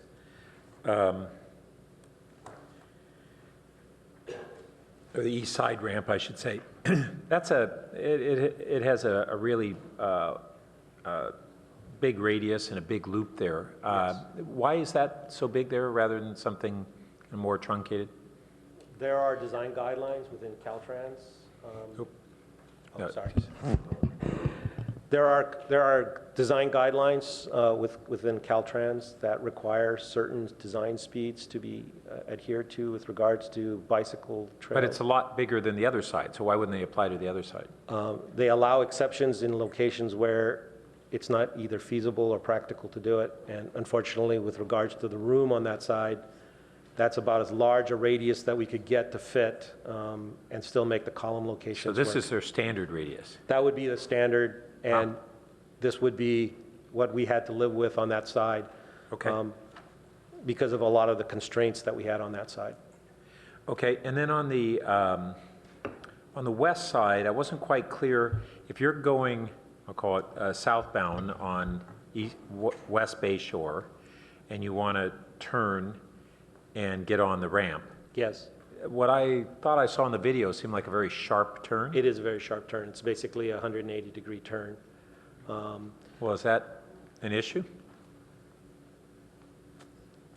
It is what it is. I mean, it is with regards to access, but people will have to stop there and basically look both ways before they get on the ramp. So it seems like the fix would be is if you have a earlier than that juncture, you have a small, sharp, moderately sharp radius that we looked at trying to fit that in there. Yeah. Unfortunately, there's a very large utility box that's located right at that location where we're doing the transition. So we'll have to do some utility modifications at that location. There's also not a lot of space to do that with regards to the grades. One of the challenges is that we have high voltage lines that are basically located here in this area that we have to maintain vertical clearance underneath. And then the secondary challenge is to get above the Google parking lot to give them enough sufficient headroom, vertical clearance to get their cars and trucks underneath. So there was a challenge with the slopes to get from here to there. And on the Google parking lot, you said cars and trucks. So that, I don't know that parking lot well, but is it possible that they don't need to get trucks there and that can be worked in, that we can have a... Yeah, we're discussing those issues with them. Okay. And what works functionally with regards to the parking lot. We've modified it quite a bit, and we're looking to try to make sure that they either don't get a loss in their number of parking spaces, and that the parking spaces are still functional for their use. So. Okay. On page 20 or slide 20, you've got a timeline that I'm not sure if there's a typo or I'm misunderstanding something. It says that the phase 1, the second bullet, is 35% design review in the fall 2017. And the third bullet says in the winter of 2017, which precedes the fall by 9 months. Yes? That's just kind of confusing use, I guess, not the best use of the Okay. seasons. Yep, What that I'd means agree. to refer to No. So what's winter that unconfusing use? begins on December 21st, 2017. Oh. So probably inartfully described there. Okay. Yeah, I'd change that. Okay, I get it. All right. And the OBAG, under phase 2, it says the OBAG funding access becomes available in October 2018. I was going to be asking whether if we have, but the approval would occur before then, is that correct? We're expecting the approval to occur sometime in the next several months. Okay, so approval's middle of early next year, but the access is later. But you said you think that CEQA NEPA is what will be the driver on being able to spend those dollars? That's right. It's getting through the CEQA process, NEPA, and then getting the final Is Caltrans. NEPA because this is a U.S. highway? Is that what makes it NEPA? It's because of the federal funding that is part of this OBAG funding. If you get federal funding, you have to get federal environmental clearance. Okay. And then amongst the amenities, I was really focusing just on the lower cost ones. I was surprised that Well, we had a combination of enhanced railings and fence mesh, adding $500,000. So when I was looking at those, that was kind of a head scratcher, at least on the mesh. One, what are the advantages to some of those alternatives? I'm looking at page 19. But trying to understand what drives a $500,000 cost increase from those differences in mesh, and then I'm seeing its railings as well. Yeah, that's basically this enhanced railing up here on the screen. Okay. On section 11. So you go from a standard chain link railing to a different kind, welded wire mesh or cable railing type. And because of the specialty construction of those, it's quite expensive. So depending on the type of material and the type of railings, railings tend to be one of the more expensive items on the bridge. So then the other enhanced amenities are all those other little things, drinking fountains and all that on that one page, is that right? That's correct. So that's, all those together add $130,000. So if we allocated the Google $1 million and brought our contingency up, we'd still roughly have enough for that set of amenities? That's right. Okay. And if we don't end up needing the full contingencies, which hopefully would be the case, we'd have leftover dollars. And maybe those would be the Google dollars or whatever. Has there been consideration on whether we could reallocate those dollars to something like the Loma Verde grade separated bike crossing that we have in the plans? There hasn't been that discussion to this point, but I'd say definitely the city's general fund capital contribution to this project should be fungible between the project and other priorities. Okay. And Google doesn't have a problem if we spend their 1 million and we only spend 3.5 of ours? They don't. I've discussed with them that one of the alternatives we put forward is the city's contribution could be reduced. Great. Finally, one of the earlier alternatives that we had had motion sensor lighting that tracked pedestrians crossing and just moved and lit them as they moved, whether on bike or walking. Is that any part of this project? It's included in the enhanced lighting design. Basically, those are the controls. Where's the enhanced lighting on? I'm looking at page 19. The enhanced lighting is one of the core additional things that we prioritized and included in the project in May. Oh, so it's in there? It's already funded. Yeah. So this bridge would have that kind of lighting tracking? Yeah. So what it does is one of the enhancements was to include the controls necessary to do that. So it would sense somebody crossing the bridge, and then it would improve the lighting as a means to save on energy. And all the fixtures are going to be high LED, high efficiency LED lighting. So are you saying that when someone's crossing, the whole bridge lights up more, or is it that the lighting tracks the person's movement? We can do that. We can change the colors. We can change the locations. We currently have an allowance for doing some of that, but some of that will be restricted because of the blowback onto the channel, the blowback onto the glare, and blowback onto the freeway, and the blowback into the. But these are, I thought these were low wattage LED that are directional. Yeah, but it is. But if you start changing height, typically we try to keep those as low as possible to limit the amount of spillage onto the channel. All right, great, thank you. Oh, Councilmember Wolbach. So we will now hear from members of the public. We have 8 speaker cards and have up to 3 minutes to speak, but getting late, so if you can do it any quicker, all the better. First speaker is Matthew Lefkowitz, just be followed by Herb Borak. Good evening. Thank you, Council. My name is Matthew Lefkowitz. I'm the son of Benjamin Lefkowitz. The existing structure on the Adobe Creek site is named for my father.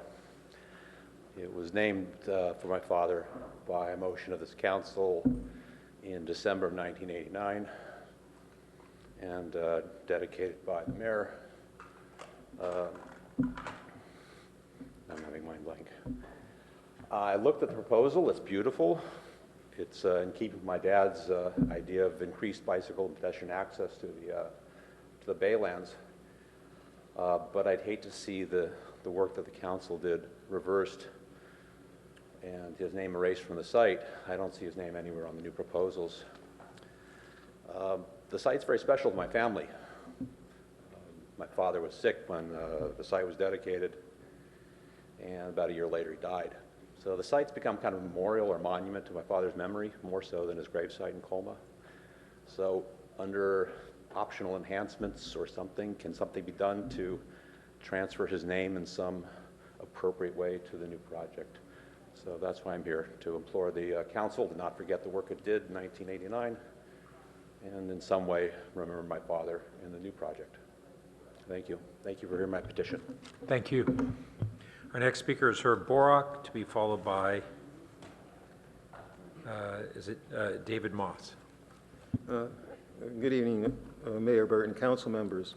My first comment has to do with the Google contribution that was raised by Councilmember Du Bois and Mayor Burt. I recall the first letter from Google which set conditions, and that was made available to the public. I don't recall seeing the second letter that changed that to an unrestricted contribution. I think that would be helpful for the public and the council if that was included in the next packet when, of course, I don't know how soon we're going to be seeing this item on your agenda again. So it'll be clear to everybody that there are no conditions to the contribution, and if there's anything in writing that it's okay with Google, but it doesn't have to be okay with Google. If it's an unrestricted contribution, then I would support what Mayor Burt suggested as an option, which is that it be applied to the base project funding so that it goes against and is part of the $4.65 million from the city's contribution. Google is a main beneficiary of this bridge. It connects Google's campus properties on East Meadow to its properties in Mountain View. And the city's already done a substantial amount of investment to make the area in East Meadow attractive for Google to then purchase the properties. So the East Meadow area plan, an extension of the fiber network, and installation of dark fiber access point at East Meadow. So I think it's, for Google, be a bargain of $1 million out of the $13 million. I would think their share of the $13 million should be much more. In regard to the issue Councilmember Niss raised about the county funds, at the bottom of packet page 74, it refers to the $8.5 million, and that Stanford was awarded $4.5 million, which means we were awarded $4 million as part of our joint application. Then we see $4 million at the bottom of page 75 as the Santa Clara County Recreation Fund. And my question is that our $4 million share of the $8.5 million, or is that $4 million from the Stanford share? In other words, we spend our $4 million on other projects. And I think it would perhaps answer the question that Councilmember Niss raised as that money to sort of describe which pieces of that $8.5 million are shown at the bottom of page 75, showing the source of $4 million from the county. Thank you. Thank you. Our next speaker is David Moss, to be followed by Jeff Saunders. Thank you very much, Biggs and Cardoza, for doing such a fantastic job on that baseline design, and I would encourage the council to accept that because we've been waiting a long time for this bridge, and I would like it to go as fast as possible. So if the baseline is really beautiful, we should just stick with that and not have to hash through the options and alternatives that you've proposed. So I would encourage you to do the baseline as quickly as possible. Thank you. Thank you. Our next speaker is Jeff Saunders, to be followed by Rich Elson. Hello. Oh, so West Bayshore, north of this location, is a very treacherous path for bicycles. It's zoned at 35 miles an hour, but the typical vehicle speed is closer to 50, and you've got the standard bike lanes on either side of that traffic. Girls Middle School has further exacerbated traffic on that stretch, and the sidewalk is actually not ADA compliant. There's fire hydrants and other things in the midst of the sidewalk along that entire stretch. Parallel to, just on the other side of those businesses, is a city easement called Sterling Canal, which used to be an open lateral between Adobe Creek and Matadero Creek.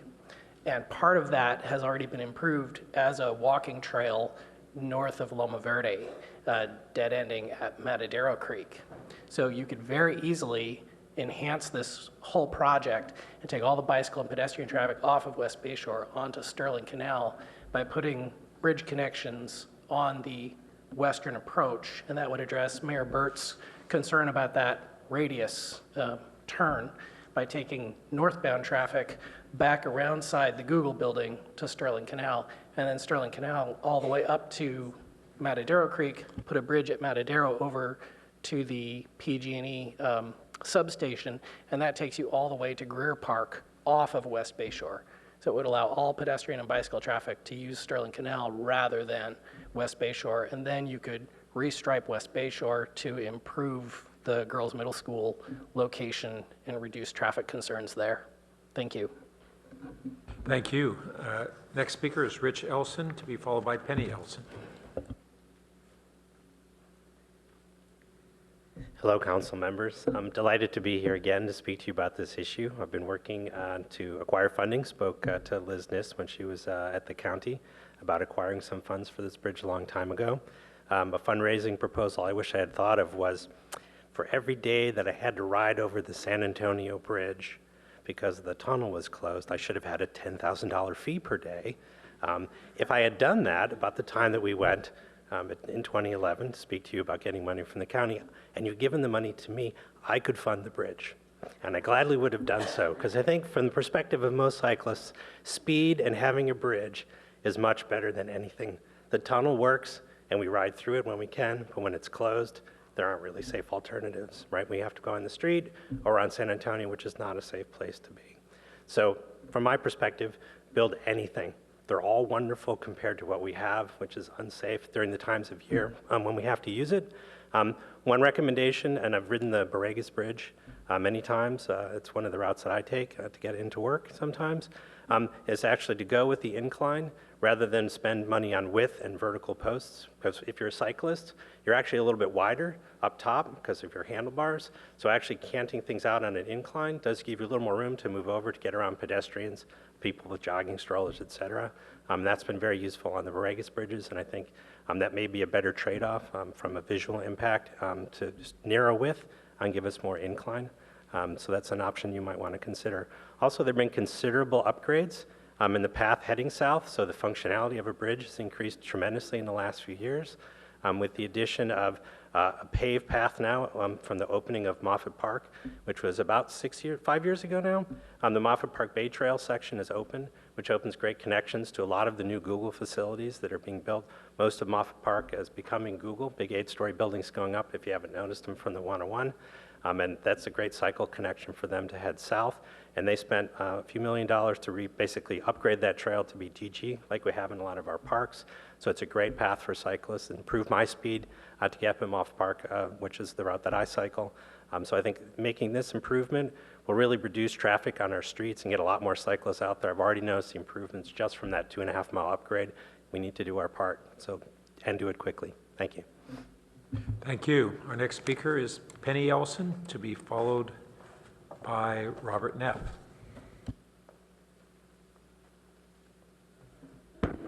Good evening, and thank you for hearing us this evening. I want to thank City Manager Keene for your reassuring opening comments.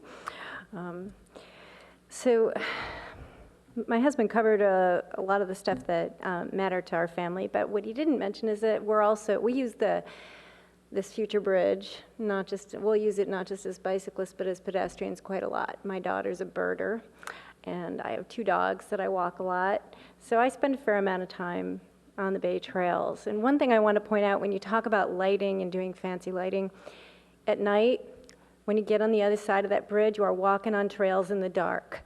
So if you're going over that bridge without a light on your bike or a flashlight in your hand at night, it's not going to make a difference if there's lighting on that bridge. It's dark in the Baylands at night. I just want to encourage you to keep this simple. Every day, every week, every year, we don't have this bridge. Bicyclists are at risk because they are forced onto surface streets like Middlefield and San Antonio. These are, in the winter, in the rain, these are not where you want these bicyclists to be. And it's not where I want them to be. So I just want to really encourage us to move this thing forward as quickly as possible, with as few changes as possible. Keep stuff in here that makes it functional, but let's not delay it any further. Let's stick with our budget. And that's all I would ask. Thank you. Thank you. Robert Neff, to be followed by our final speaker, Rob Robinson. Thank you, and good evening. I think the proposed design for this bridge over at Adobe Creek is an excellent design that you should expedite as quickly as possible. In particular, the features originally requested, the 12-foot width, a connection to East Meadow via the Santa Clara Water District path, and also the viewing area on the Bayland side are valuable additions and well done. The sidewalk access from West Bay Shore, incorporating the sidewalk into the bridge and letting the space on the existing roadway bridge be used as a bike lane, is inspired. And we had a lot of different proposals for this, and none of them solved that problem until this one came to us tonight. So I'm just thrilled by that. I can see that there's a menu of options for enhancing the design, and for any expensive option, I'd suggest the city bank the money and use it on other bicycle and pedestrian projects.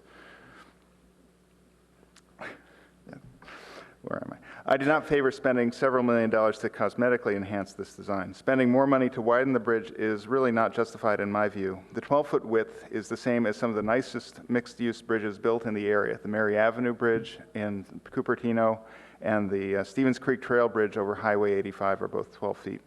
When I use those bridges, it is easy to, as a bicyclist, it is easy to safely share that bridge between me and the occasional ambling family group that might be heading across the bridge at the same time. The Bayland viewing platform incorporated in the design will offer a good space for viewing and also will help let people hang out on the bridge without being in conflict with other bridge users. So please move forward as quickly as possible on this design. Thank you. Thank you. And our final speaker, Rob Robinson. Hi there. I was the one who compared the bridges nearby us. The Permanente Bridge is 12 feet wide, which is generous. So 12 is no problem. I would like to see the overview slide again.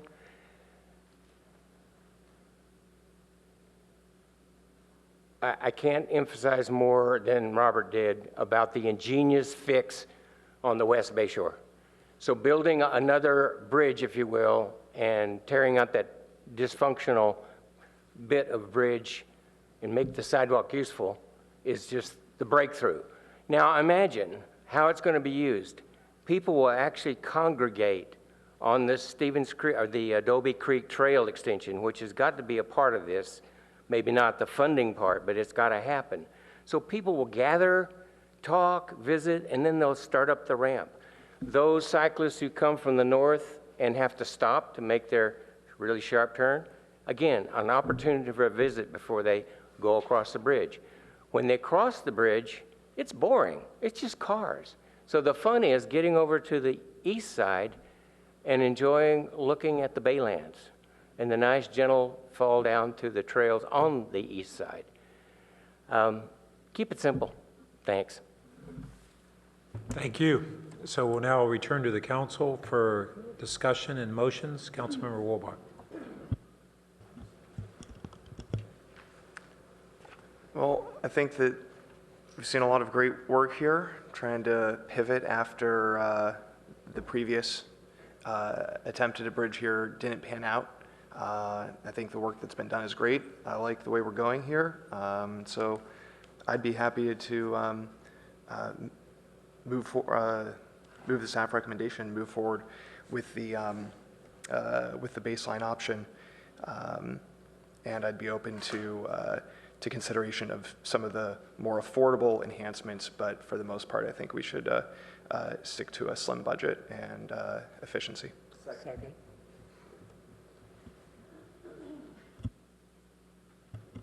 Okay, you want to speak to your motion? Well, just a couple of things. First, I did hear a number of members of the public and also during the presentation, and the video, by the way, was very useful. It really highlighted one of the key areas of concern for me. And this fix on West Bay Shore is really important. That's a very frequent jogging route that I take, and so I know that area well. I know having to look over my shoulder if I'm heading southeast on Bay Shore to make sure that I'm not going to get run over by a car, and how unappealing that would be if I were any less athletic. And I can imagine other people just having a very, very difficult time there, and even scares me sometimes. And so the fix there is really critical, even for people who aren't using the bridge. I think that's really worth pointing out and appreciating.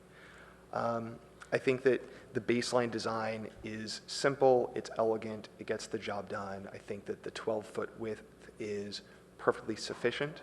I do appreciate that staff has brought us a number of options.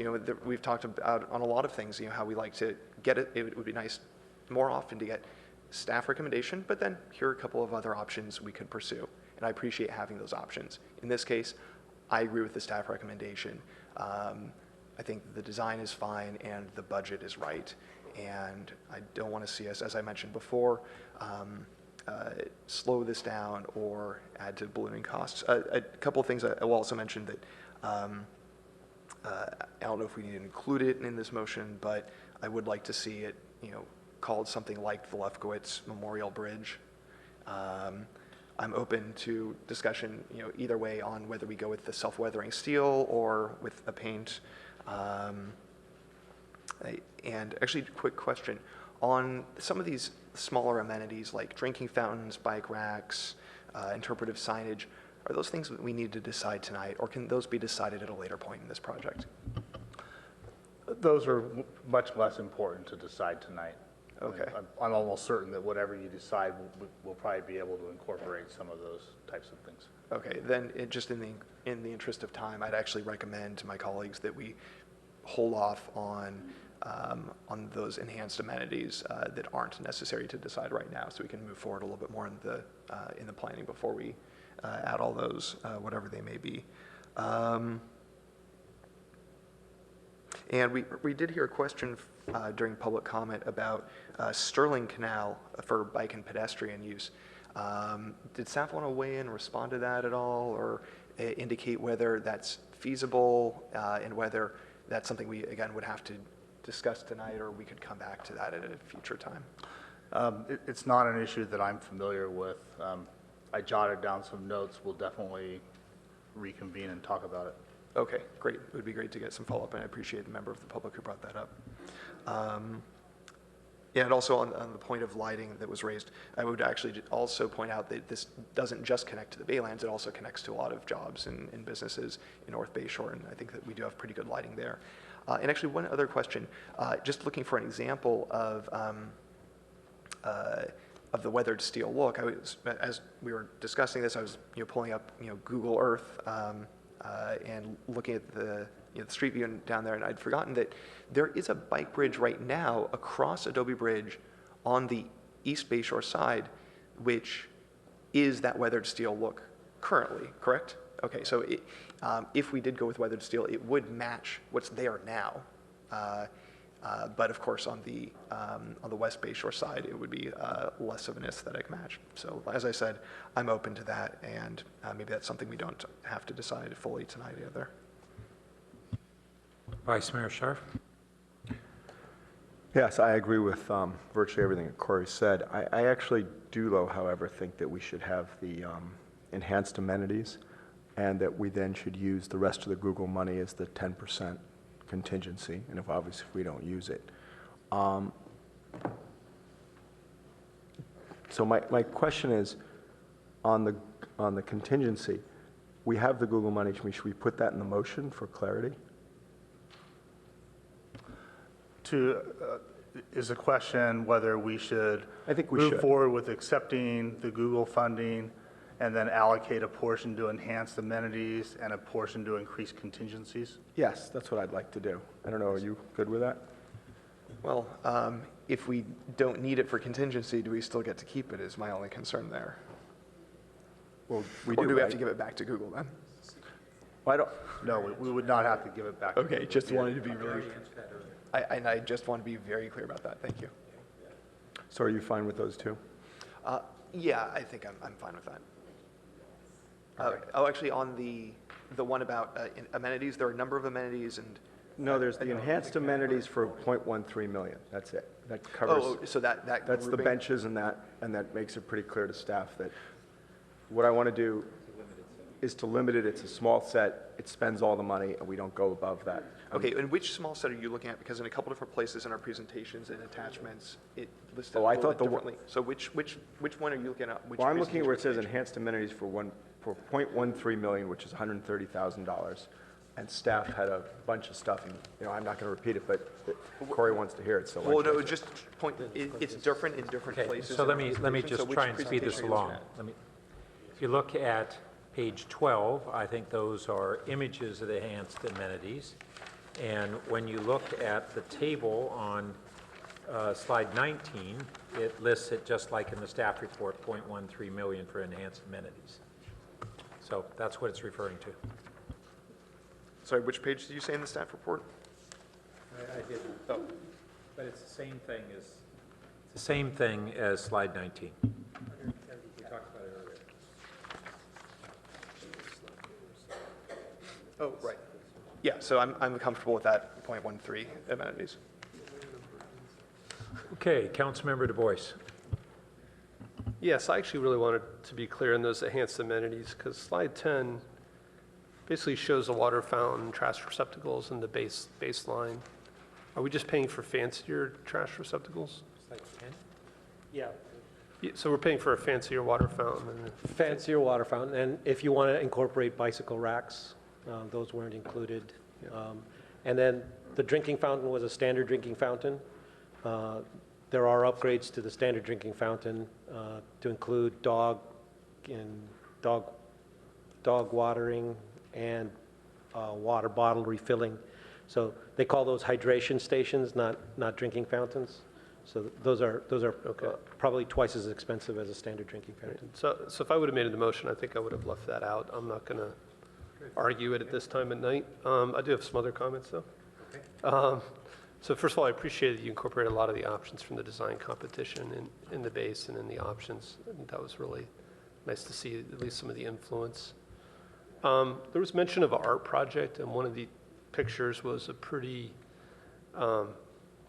dramatic, I guess, example, and that would probably not fly in the Baylands. So I just wanted to, as we get into the art that would be appropriate on the east side there. Yeah. And I think we have a lot of capital improvement projects on our list, and I really am glad to see this motion. I think we should stick with the base project. It'd be great if that Google money just reduced the general fund contribution.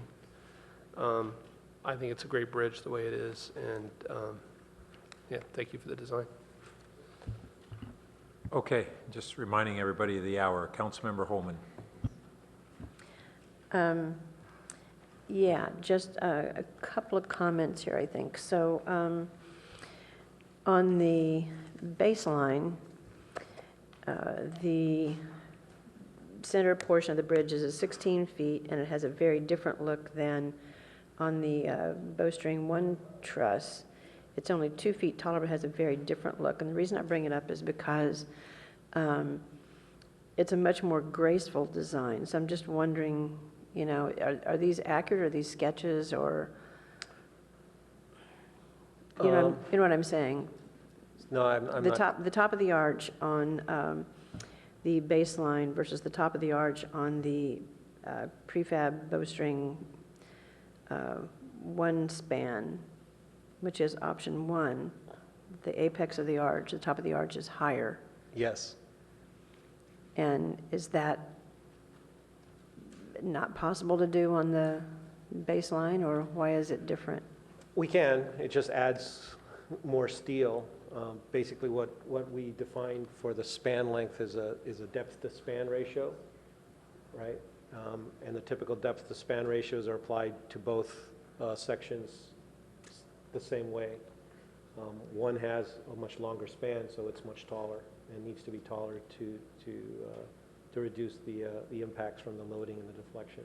Mm-hmm. We can artificially increase that span for architectural reasons, but what we've done here is basically a structural baseline. What's minimal for the structural necessity of the design. Do you have any notion of what a cost might be to enhance that height? Not sure, because there's some offset. The more you increase the height, the less member size that you'll need. So there's a offsetting cost impact, but I'm not clear what the overall cost implication would be. Can I just add that as we went into this, with the results of the design competition in mind, we had been specifically trying to look at having lower profile designs, and in fact, from our standpoint, had not been so interested in arch designs that were higher, and thought it was a positive that the 3-span had the lower elevation. Well, this isn't high like the other design was that was put to the side. The reason I bring it up is because I do come from the graphics world. It isn't, from my perspective, it isn't a very graceful transition from the arch section to the, I'll call it, for lack of a better term, the square section. And the square section also tends to end rather abruptly as opposed to more gracefully. Mm-hmm. And so I could provide you with some examples of where that actually occurs in that form, and you could have a real-life example of what that would look like. that would be helpful. My interest is, and I don't think there's enough support for it, my interest really is the option 2, but I don't know, where would we get the money if that was, where would that money come from, the 2.2? Oh, excuse me, 2.9. Alternative 2, the 2.9. 2.9, where would the money come from? We don't have an identified place where the funding would come from at this time. So we have options in front of us that we have no funding mechanism for. It would have to be something where, if you directed us, we would be going out, going after that Santa Clara County trails funding potentially, or weighing other projects that are being considered or already funded. I don't think we can identify with any certainty being effective in closing the gap. And I would just say, as we get together with Finance Committee here soon and we start looking at 18, I think we're probably going to have some capital budget challenges overall that if we could put all that together with this, I think it would sort of steer us back towards the baseline. I don't mean to be cutting things off, but I think that there's more likely that there are other demands on us than there's additional supply out there. So that's a little, I appreciate the perspective, and also it's a little frustrating because we're put in front of us like, here's the candy bowl, and then, hey, don't put your hands in it. Because I really do think. I didn't think of it as a candy bowl. I mean, it was pretty clear from the presentation that those other funds are not presently available, and consideration of any of the more expensive alternatives would mean we would not be going forward at this time. That was clear to me. So that's then kind of like, why are we looking at the options? So I'm intrigued by design number 2. There was one other thing. So the clarification on Councilmember Nissa's question about the funding, and you just said that we'd be going after the county funds. So why wouldn't we be going after the county funds anyway, if I understood the comment correctly?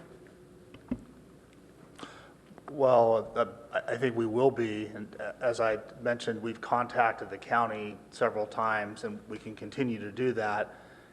It's just that at this point, we don't have any level of certainty that we'd be successful, and we don't even know yet what that process will be. And last question is, the $1 million contribution from Google, does it have strings attached to it or not? Last time it did. Two times ago it did. That was last December. And in response to the member of the public's comment about seeing the updated letter, that letter was attached to the May council packet where the design contract was approved, and there were no conditions in the letter. Okay, so to be clear, so there's no contingency, no conditions, no strings on C. Okay. That's correct. Okay. Councilmember Schmidt? Yeah, I think staff did well with the consultant on the enhancements that are now included in the baseline. I think it's clear that we have been a long time in this process, and there are lots of people who are looking forward to it being brought to fruition. So I would certainly support the current motion and focus on getting it done. I would also support the notion of having some wear and identification of the Lefkowitz origins. And just at the high level in the funding, I'll add that if we had additional funds available that were significant, I'd put a higher priority in beginning to fund the Loma Verde grade separation, which I think has extremely high value to the community, to Stanford Research Park, students, all those things. And if we have Measure B pass, we may be able to tap into some of those funds for that purpose as well. So I'd recommend that it's a good design. It may not be an earth-shattering design, but we need to move forward. So thank you all very much for the presentation. We have the motion before us, and I think we're ready to vote on the board. That passes 9-0, so we are moving forward. Thank you to everyone from the public for the participation and staying up late with us. Some of these adjectives inspire. We only have one more item. You can stick around. All right. Our final item is public hearing. A Finance Committee recommendation that the Council adopt an ordinance updating the procedure for collection of impact fees and various amendments to the municipal code in Title 16. So I will not read off the entire title, but it's there in the report.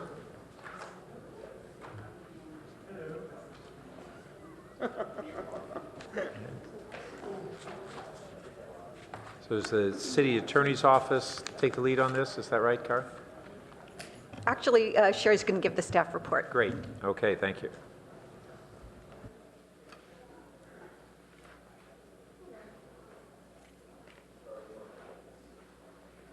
Oh, sorry about that. Hi, my name's Sherry Nixlott. I'm the Senior Management Analyst with the Planning and Community Environment Department. Honorable members of the Council, tonight we are coming to you with the Finance Committee recommendation for amendments to the Municipal Code, which will update and standardize the collection of impact fees. This could be construed as sort of a procedural code cleanup. Generally speaking, impact fees have been adopted by Council as the need has been identified, and the new municipal code has been introduced at that time. An unintended consequence has been an overly complicated process to administer these funds. So the purpose of the recommended changes tonight are to provide uniformity amongst rate calculations, to provide uniformity among the fees for inflationary adjustments, to improve the administration of these funds. So in other words, to make the program fee computations so we can put them in our permitting system and retain the information properly, to create uniform payment timing, and to clarify ambiguous code language.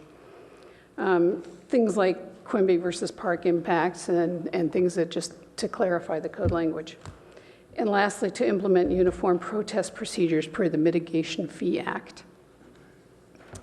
As I mentioned earlier, impact fees were often established with their own code, which may have made sense at the time, but they sometimes included requirements for certain city positions to update fees, to report on funds, or to have the ability to issue citations.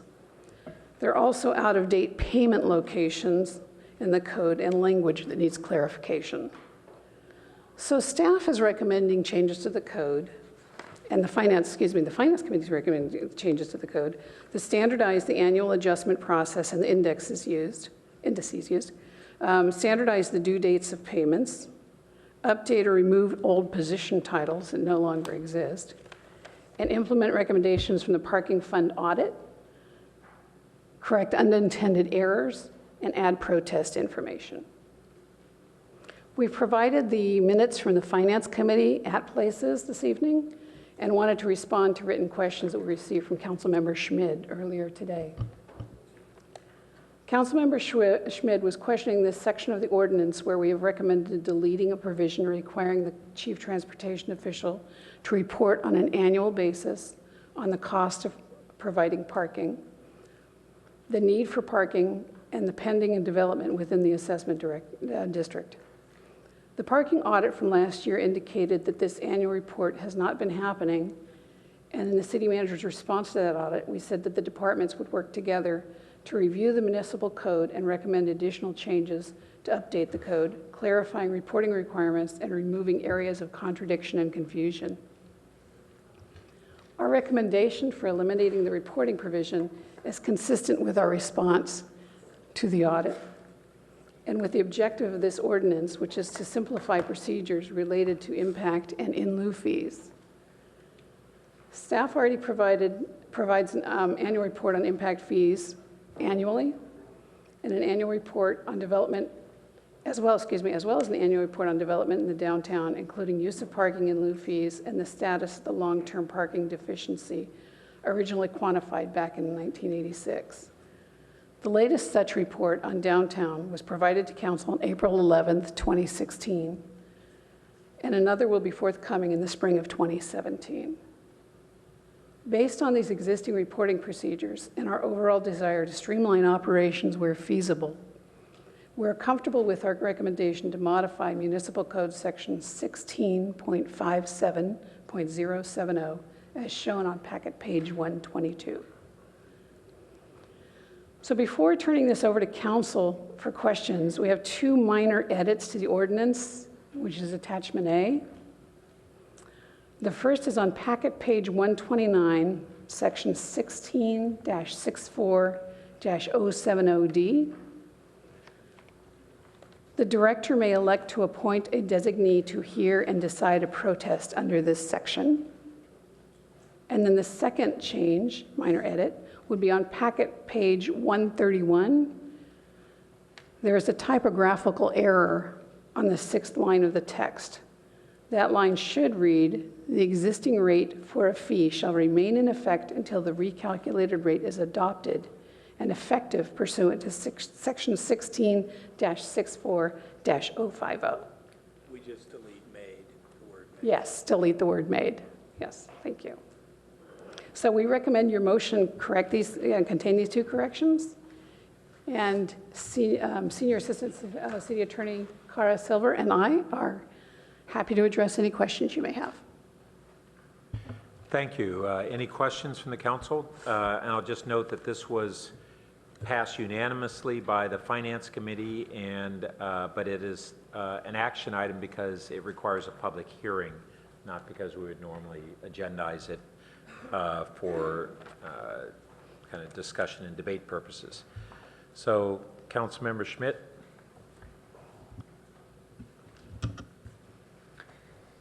Yeah, I guess I have just a simple question. It's about the clarification that has taken place, and I can understand virtually everything you've done, except on 165707, back at page 122, what you're crossing out,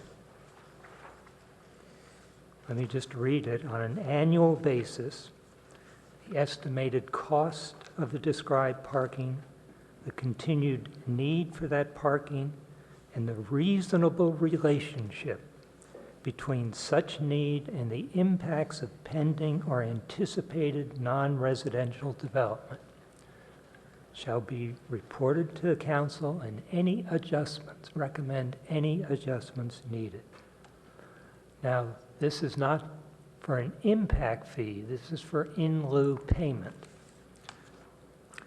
In lieu payment we have been using for decades now, the 1 to 250 ratio. One new job means for every 250 square feet. And that has become a very important number in our calculations of jobs, the relationship between commercial building and jobs. It's 120.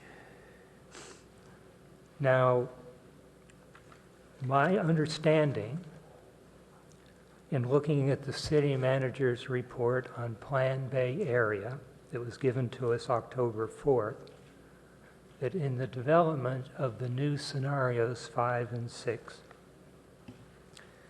it became clear that the parking ratios used there were quite different from the 1 to 250. They were implying a jobs to square feet ratio that's some 30 to 50% higher. Now, this seems to me to call for that code part that I just read, 165707, that if there is a change, a major change in how we calculate parking and its impact, its relationship to development in the area, that should be reported to the council.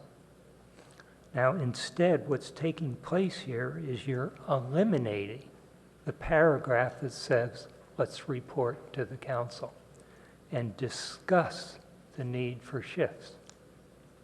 So my question is, why? That's not just an impact fee like the others. This is the in lieu payment, which is dependent upon the 1 to 250. So I'll take a crack at that. Cara Silver, Senior Assistant City Attorney. As Sherry mentioned in her presentation, the reason why staff is recommending that be eliminated is in response to the auditor's report originally, which found that the annual report required by that section was not being made. And so we recognized that it was not being made, and we thought it would be most appropriate, instead of having a standalone report on transportation or in lieu fees, that it would be more appropriately grouped together with the annual report that we do on all of the other city impact fees. So we have one other category of fee that is similar to the in lieu fee, and that is the public art fee, which we have been reporting now in this annual report. The public art fee is not technically a development impact fee, but it is included in this annual report. So we thought that we should treat this transportation in lieu fee similarly and group them together. The other point I think that Sherry mentioned is that there are other parking reports that do come out on an annual basis, and so the council certainly can talk to the policy issue underlying those parking reports in connection with those information items that are reported on. Yeah, I guess you mentioned the audit report on page 11 of the audit report. They do spend the entire page talking about administering parking in lieu fees. And the audit report mentions the notice public hearing regarding the reasonable relationship between continued need for parking and the impacts of pending or anticipated development, commercial development. And they end that paragraph by saying the annual notice public hearing to satisfy this code requirement has not been held. That doesn't sound like a recommendation to, oh, let's drop it. Let's treat it like all the other impact fees. It seems to be saying, let's take a serious look at that. And I do note that in the assistant city manager's letter responding to the audit report, he said, residential parking programs are established to address a pressing need in the community and by necessity. To manage these programs and respect the urgency with which the City Council would like to address these community needs. That seems to be saying we will respond to the auditor's report with the fact the City Council has identified the in lieu parking fee as a critical element in its planning. So I'm listening very carefully. I don't see how that's not accommodated by the annual report that will still go to the council, just in conjunction with some of these other fees, as opposed to doing it separately than this. And as I said, I pointed out the city manager's report on the Bay Area seems to indicate that staff is using a ratio quite different than our 1 to 250. Some 30 to 50% higher ratio. Now, that's a major step. I mean, we haven't let's, adopted that particular. so let's let, I think the city auditor, I'm giving a lot of latitude because this is really not a question. This is a debate with staff, and we're in a question period. We have protocols.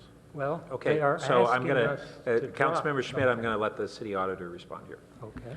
Thank you, Harriet Richardson, City Auditor. So the section of the audit report that Councilmember Schmidt is referring to, we were pointing out that there was a reporting requirement that wasn't being met. We didn't tie it specifically to what should be reported, what we thought should be reported, and our recommendation was when they updated the code to address all of the issues in the audit report to clarify the reporting requirements. So I think that's what they're trying to accomplish with the staff report. We generally tell them what we want them to do, but not how we want them to do it. So we leave the how up to them, and that's what's being addressed in the staff report. Thank you. Councilmember Du Bois? Could you repeat the first change you said? It was on page 129. Certainly. Is that an addition of D? So on packet 129, add section 16.64.070D, which will read, "The director may elect to appoint a designee to hear and decide a protest under this section." So that's a new D, letter D is in doc. Okay. Thanks. I just didn't catch that. And I know this is mostly code cleanup. Curious, there was a housing impact fee that went to finance. When is that going to come to council? I don't know when that's coming to council. So it's a separate issue. We're thinking it's in December, but we don't. So, okay. I may be able to tell you more specifically. It has one more meeting before the Planning Commission, and then December it goes 12th. to the council. Okay. And that already went to the finance committee, right? And then a question for the chair of the finance committee. I'm just curious, I just saw the minutes. Was deletion of this report discussed at the finance committee? I'm sorry, what page are you on? 122, 16.57070. Councilmember Schmidt's question about reporting about the in lieu fee.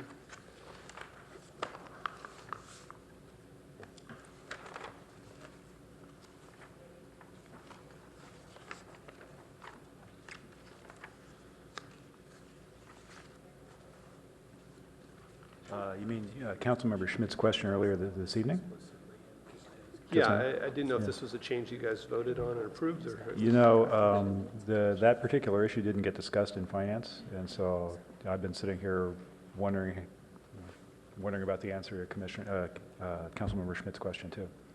Okay, all right, thanks.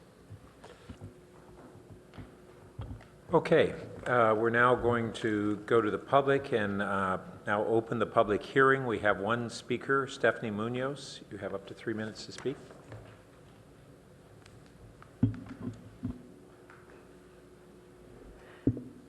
Thank you, Mayor Burt and Council, for letting me speak. I don't think that this is a welcome comment, but it seems to me you're placing altogether too much faith in money. Because whenever you give privileges and little helpful things to the legitimate businesses that we all look for to make Palo Alto rich and interesting, you raise the value of the property, and that's generally assumed to be a good thing. But it is not entirely a good thing from the point of view of the society that has to support itself. When you raise the value of the property, you raise the salaries that you have to give all of your workers, the teachers, the firemen, the administrators, the policemen, all of them. And it's not working that well. You have to, the thought underlying a lot of it is that there'll be more funding for the schools. But the price of having a school system in which you can have a $4 million wrestling room, but not use an old gymnasium to house the homeless, the price of that is unspeakable, because the best and the brightest, many of them, well, just one would be too high a price, are not buying into it. They're opting out. You can't have that. You just can't have that. You've got to do better with the homeless. You've got to not have homeless. And it's going to cost money. More money because of the way that you're allowing the businesses to impact with putting the workers off off in the nether regions of Palo Alto, Menlo, Mountain View, Sunnyvale, farther and farther away, Stanislaus County. It's very costly. And the money that you're getting from the impact fees are not going to catch up. And God bless you, I know it's a difficult choice. I couldn't do it, but you have to. And God bless you. I wish you luck. Thank you, and we'll now close the public hearing and return to the council for discussion and motion. Vice Mayor Scharf. So I just actually briefly read the minutes of the Finance Committee. I thought you guys did a good job and went through most of the issues I could think of. This strikes me as basically a cleanup of what we're doing. It doesn't seem like there are any huge policy issues embedded in this, frankly. So I'll just move the staff recommendation with the changes that they suggested. Second. Would you like to speak to your motion? No. I don't have anything to add either. Vice Mayor Schmidt. Councilmember Schmidt. Yes, I would like to suggest an amendment that the strikeout on section 165707 be dropped, and the text, let me read the text. On an annual basis, the chief transportation official shall review the estimated cost of the described in lieu parking, the continued need for that parking, and the reasonable relationship between such need and the impacts of pending or anticipated non-residential development. That is such a key strategic issue that we are looking at across the board in terms of parking, traffic, growth, the impact of future growth on us, that I can't believe that we would take that out of the code, that we would have any major adjustments would come to council. No, I heard staff's response to that. I thought it was appropriate. I'll second that. Okay, I would just make the case that these in lieu payments, which rely on and are based upon the assumption of one new job, one new parking place for each 250 square feet, is the number we have been using in approving projects in town for the last 2 to 3 decades. That is such a critical element in our assumptions. Now, staff has given indications that they are actually looking at a different fee. They're creating more jobs per square feet. Now, that has tremendous repercussions. This clause says you must come to council and talk about those adjustments with council. I can't I think it is important that this clause remain in the code. Councilmember Du Bois. Yeah, just make 2 points. I think kind of the importance of the parking report is it's not the same as the public art in terms of impacts, and so I think it does deserve discussion. And 2, I think when you read this, it's eliminated. It doesn't say that the report will be delivered combined with other reports. It just eliminates it. So I don't think the ordinance matches what staff was describing. Or it doesn't really describe how or when it's delivered. So if you want to deliver it with other information, I think that's fine. I do think the language about recommending adjustments if needed is pretty important as well.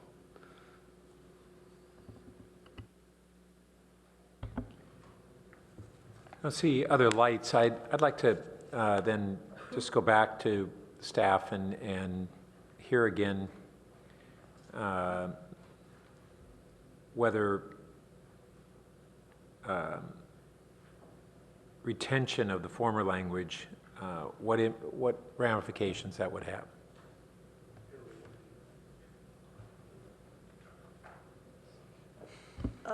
Thank you, Mayor Burt and council members. Hillary Gittleman, the planning director. Maybe I can just weigh in on this a little. What we were really trying to do with this ordinance, which is mostly procedural, is try and clean up some of the inconsistencies, but also address some of the chores like this one that are in there, which we haven't been doing, and which take away from the critical work and the priorities of the council. So the chief transportation official has a tremendous amount on his plate. We didn't think it was necessary for he himself to prepare a separate report annually and come to a notice public hearing to deliver information that you're getting in two other reports that come to council on a routine basis. One is the downtown cap report, where annually we calculate the number of spaces provided within the assessment district. We talk about pending development projects and how that's going to affect the parking deficit as it's been calculated for over 30 years. The other report is the annual report about impact fees that I think Cara Silva mentioned. We're talking about including the in lieu fee in the annual report on impact fees. So you'd be getting all of the information that would otherwise be provided to you by the chief transportation official. It just wouldn't be from him in a separate public hearing. And of course, you would retain the ability to, at the time you receive those other two reports or at any other time, request a hearing on parking requirements or the need for parking or anything else. And Council Member Schmidt's concern that elimination of this paragraph and instead going to these other two reporting mechanisms, I mean, this paragraph, you're saying it's a report we haven't been getting, that somehow that would change the city formula for baseline parking expectations, which I should clarify, they're not jobs, they're parking. So unless we assume that every employee drives a single occupancy vehicle, that's not one and the same. But nevertheless, does it have the impact that Councilmember Schmidt is concerned about, that it would change our parking formula? No, it would not, and I should say also that I believe that there's a misunderstanding about the recent report we sent on Plan Bay area. It didn't talk at all about parking ratios. It talks about employment and it talks about households that are projected by the regional agencies, but nothing in there was about parking or would change anything that has to do with our parking standards. Well, and I think that goes to the point I was just making, which is that the one parking spot per 250 square feet of office, I think, is being construed as necessarily one job. The implication actually is that if we require one parking spot for 250 square feet, then we would have more jobs per that space than that, not fewer. But nevertheless, I guess that's my real concern, is that if you're saying that there's no policy change to our assumptions as a result, and we'll have that data through the other reports, then I won't be supporting the amendment. I see no other lights. Then let's vote on the amendment. And that fails on a 6-3 motion with Councilmembers Schmidt, Du Bois, and Holman voting yes. So we now return to the main motion. And we have no more lights there, so please vote. That passes 8-1 with Councilmember Schmidt voting no. That concludes our action items. We're just wrapping up on intergovernmental affairs, of which I'm not aware of any things until after tomorrow. And yeah. Council member questions, comments, and announcements. Councilmember Wolbach. On the eve of I think what we could say is a remarkable election and at the tail end of a remarkable election season. I just wanted to mention that I'm actually working on drafting a colleague's memo regarding local campaign finance reforms that would study establishing local donation limits by people or individuals or organizations, total expenditure limits by campaigns, and disclosure requirements for campaign advertising. I've begun to and will continue to reach out to colleagues for potential co-authors. Councilmember Holman. In light of the election being tomorrow and the predominant political party that's in Palo Alto, just a quick announcement that Perry, the ballpark donkey, will be coming home within about a week or so. And 2 candidates are being interviewed to be his new companion. So we'll have 2 donkeys back in the community before long. I get the donkey joke. Councilmember Schmidt.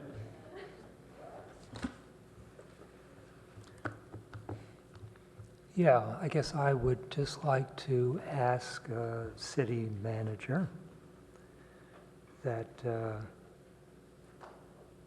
report on Plan Bay Area implied a shift in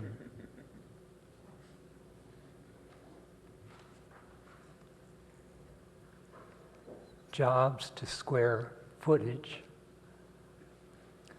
which was quite dramatically different than the ratio we have been using for the last couple decades.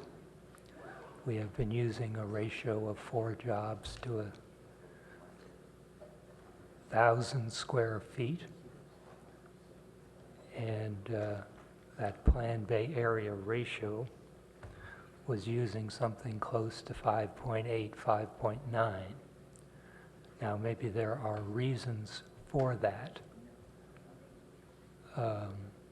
but I think it's very important as we focus on scenarios 5 and 6 that the council understand the assumptions being made in scenario 5 and 6.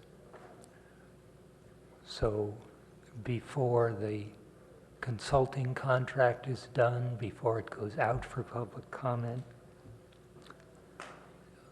it would be important that staff share with council what their assumptions are about scenarios 5 and 6 and the relationship between parking and square footage. Vice Mayor Scharf. So just briefly, we have at our places the Santa Clara County Healthy Cities Conference. I would encourage everyone to go. It is one of our priorities that we have as a healthy city. And I'll also be on one of the panels on tobacco. Councilmember Du Bois. Yeah, I just like to maybe clarify my feelings about what Councilmember Schmidt said. I think on scenario 5, which was a lower office space, I think my intent was that meant lower jobs. And I think that was the intent of the council. I think there's concern that it's going to the consultants with the same number of jobs but less office square footage. And it would be a shame to do all that work, that EIR work, and have that come back. And so if we need to clarify that intention, we should do that. But I thought council was fairly clear that we were exploring the bounds of the different scenarios, and that was a scenario with less office space and therefore less jobs. Can I just chime in there that since I was the maker of that motion, that I absolutely concur with what Councilmember Du Bois just said? Just real quickly, I mean, we're going to be within the month to the council on the land use element of the comp plan. I would be hoping that some of that conversation sort of. The concern is if you have a consultant working on it, to finish the work and come back and be out of sync. Okay, just want to mention a couple of things. This evening, Council members Holman, Du Bois, and I were at our second annual veterans event. I won't. Oh, that's right. Okay. I saw Councilmember Berman, and I guess Councilmember Schmidt was there as well. And it was really a great event. It built and expanded on last year's, and we had an honored guest of the Marine Corps Lieutenant Colonel, three-star general, who has the largest troop command in the Marine Corps, as our featured speaker, and a whole bunch of great vets. We were a few minutes late because we decided that if Pearl Harbor vet or a World War II POW vet or a Marine Corps general wanted a few more minutes to speak, then they were going to have it. So it was really a great event. And the amount that the vets from World War II, Korea, Vietnam, and more recent service, all of them were represented, and they were just so grateful for the appreciation of them that was expressed, and it was really great. And this is an event that Councilmember Holman and Janice Svensson from City Manager's Office had launched last year, and I think it's really important that we continue it. And then I also want to add that we mentioned it last council meeting, but a week ago, just over a week ago, was the conclusion of the UN Film Festival, which continues to be a really incredible event that happens to happen predominantly in our community, and after 19 years, most of our community doesn't know it exists. And I'm looking forward to ways in the future that the city can really be a more full partner in this. It's an internationally recognized festival, and it's really taken for granted here. So those are my comments, and on that note, meeting's adjourned.